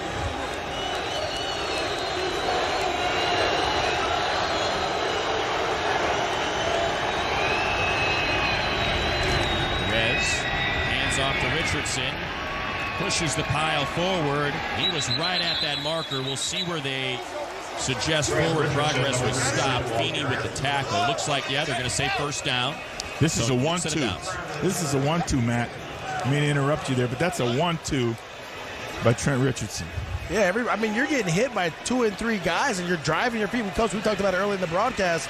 The way he drives is the leg drive that he has when he's going through and going after 2 or 3 guys. You have these 2 guys here trying to tackle him. He's just driving the whole group. New set of downs for Perez. Over 350 yards passing and 3 scores on the night. Perez flushed again, going to use his legs, slide down at midfield, make it the 49. It'll be a pickup of 4. Tarpley there waiting for him. That'll take us to 2-minute warning there, Matt. And Nick Novak tonight, 1 of 2, made a 23-yarder, missed from 50. And on the season, he is 0 for 2 from beyond 50 yards. So here at the 2-minute warning. Still got some ground to gain before they can get into Novak range. Of course, Novak, a kicker with the Chargers from 2011 to 14 and in 2017. So he is very familiar with his surroundings. Yeah, that's make you feel good. But, now with 2 minutes left and where the ball is, San Diego's really going to have to think about maybe taking their timeout based on what happens on this down here with Birmingham. Or to preserve an opportunity to get the ball back. And just 1 left. And he used 1 on that 4th down, which worked out for him. They converted the 4th and 4 after that timeout. Led to a touchdown to tie this thing up. They could not complete the 2-point conversion, though. Which is why we are knotted up at 29, Maurice. And I love the fact that you have to go for 2 every time, because it makes it tough on you now. That 2-point conversion is huge. And now you're in a situation where the Iron can go down and kick a field goal and win this game, or just have a tie and go into overtime. They keep showing Coach Ray Rosleski here, the special teams coach as well, too. A lot of riding on this one, man. So a 2nd and 6 for Perez, who does have a pair of interceptions to go with those 3 touchdowns.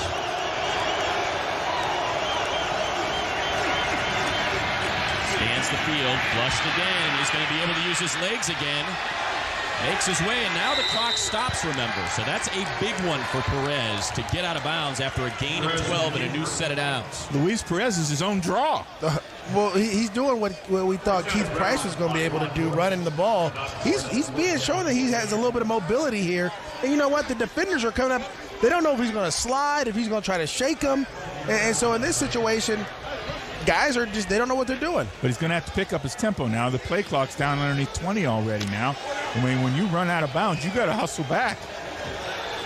When you run out of bounds, you're a little winded, too, because you're not used to running all that much. Now they're getting near Nick Novak range from the Fleet 39. Still not running the ball. Instead, nice completion. And And that one's going to go to Palmer. Feeney on the tackle.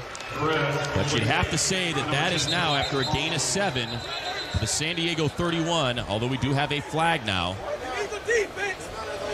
93! 93! Well, again, this is, it's going to be 2nd down and 3 or 1st down based on what happens. There is no foul for an illegal defense on the previous play. 2nd down. 2nd down, so the clock's running unless San Diego chooses to use their timeout here. 2nd and 2, I'm guessing Tim Lewis would love to get at least another 5-6 yards to feel comfortable with Novak's range. You have everything open to you, though, right now. You have 3 timeouts, a 2nd and 2. You can do whatever you want. You can call a timeout. You can run the ball. You can throw the ball. Money based on where the ball is and how much time left, because if he's taking a whack at a 50-yarder and he misses, you can give the ball back. Hand off to Richardson, pushes the pile maybe a half-yard forward. Sharpley saying he ripped it out before the whistle, and they're going to blow it dead. We had one of these a couple weeks ago where it's going to be a matter of where forward progress was. Establishes forward progress before the ball came loose. So nothing you can do. 3rd down. Yep, can't review it. Nothing you can do.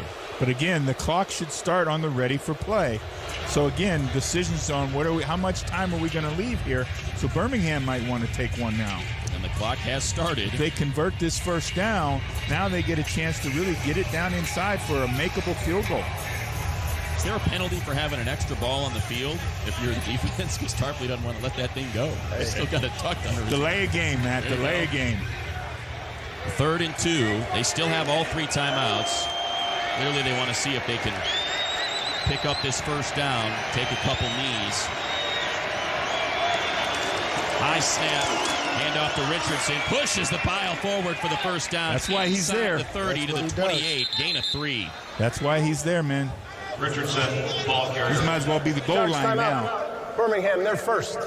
This is a 30-second timeout. So Birmingham will take the timeout. You would assume, as we get a look at the push here. These guys right here have a great push. They get going, and all of a sudden, they just start driving those feet. You get the initial pushback, and you start driving your feet. Good things happen when everyone's driving. So now we're going to talk about what's our best run. Where do we want to put the ball? What hash for Nick Novak? Do you talk to the kicker, or you don't? I don't talk to. I'm saying nothing to the kicker. What? No, I don't talk to the kicker. I'm gonna blame, man. I can't talk to the kicker, man. I'm gonna look at the kicker. I don't want to talk to the quarterback. I'm gonna talk. I'm gonna money. You're gonna be like, hey, man, where you want this ball at? Because I need you to make the kick. Well, we already know that. We know going in. No, we don't know. No, special teams coach always gonna come tell me. No, Coach, I want to hear it from him. Coach, you put it wherever you want. I'm good. That's what I want to hear. I'm going to put it right in the middle then. That's what you want to hear. My money says you put it wherever you want. Put it where you want. I'm good. I got it. I'll put it in the middle then. I'm going right to you, though. I'm going right to you. I'm not going to the third party. No middleman here, Coach. They don't want to take a loss here now. Lead with 1 timeout. No losses, no holding penalty. Richardson. And he's going to get a little extra here. Now, they do have one more timeout after this. Richardson, the ball carrier. That's an extra 4 yards. All right, we're going to take it down to 6 seconds and then call timeout. Feeney with the tackle there, along with Tupou. Oh, Tim's going all or nothing now. So you, yeah, he's trying to get out of there. Coach, he's trying to get out of there right now. Well, I'm just saying if you have a bad snap or something, you can get on it and you still have a whack at it at the end of the game. So you thinking you can't scare money don't make money, Coach? You don't scare money. You got to cover all your bases, man. But there's no insurance in this game. No, you're the only one that got to think in this. You got to think. You got to cover it all. Coach, we're on the road. We got to go for it on 4th down. Yeah, we're going to go for it, but what? I hear you. I know what you said. Coach, you coming. I get it. You were coaching. I'm just telling you, as a player, this is what I want. Number 67 and 62. Now, he's going to get the ice. We're going to ice him. We're going to ice him. He's getting iced. I'm going to wait. He thinks he's getting iced. No, he's getting iced. Getting iced? Yeah, we're going to ice you. It's going to be 44. Are they letting him get a free whack at it before they ice him? Novak again, made from 23, missed from 50. So officially a 43-yarder. You better call it now. Center of the field for Novak. And there it is. See, snap it, and then he should go through it. San Diego, their final timeout. He didn't go through it. They didn't do their process. They didn't go through the process. Okay. Because what my special teams coach, Darren Simmons, always did a great job If it was a veteran kicker, don't give him a free whack at it. Yeah. If it was a Please young adjust kicker, the game clock to 3 seconds. didn't matter. It didn't get in his head. Yeah. But a veteran kicker like Thank Nick you. Novak, don't give him a free whack at it. We'll get to the unique overtime Sebastian rules. Jankowski used to stare me down. That's what he got. He did that to everybody that did that. We'll get to the overtime rules Man, at Tucker the in AAF Baltimore too. if we need to. I was telling you, I'm calling timeout, Tucker. You know I'm calling timeout. And then don't call it. See if Nick Novak can allow me to avoid explaining the unique overtime rules for the AAF. Be our first one, though, man. It would be. Novak, though, back in familiar surroundings. From the center of the field, a 43-yarder for the win. Kick is up, and it is good. The Iron. As the clock strikes 0, a homecoming for Luis Perez, born and raised in Chula Vista, just up the road, throws for 3 touchdowns. And Nick Novak, the former Charger kicker who did so much work in this stadium, puts the game winner. The Iron improved to 4-2. The Fleet slipped to 3-3.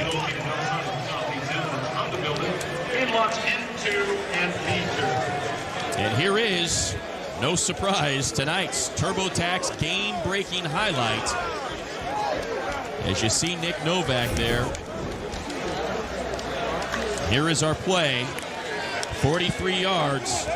Novak right down Main Street for the game winner.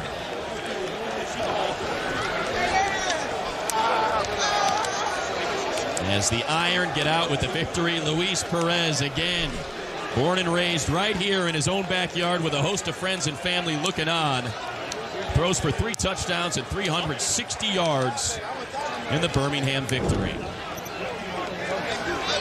What a game. What a game is right. You talk about 2, 3-2 teams fighting for their playoff lives. Battling. Just keep battling. Do whatever you can to find a way. And Coach Tim Lewis victorious again. Tim Lewis, nice job. Again, stuck in there with Luis Perez. That, to me, is the big decision of the game. Great job by Coach. Well, talk about getting a good one tonight, guys. Birmingham ends up outlasting the San Diego Fleet.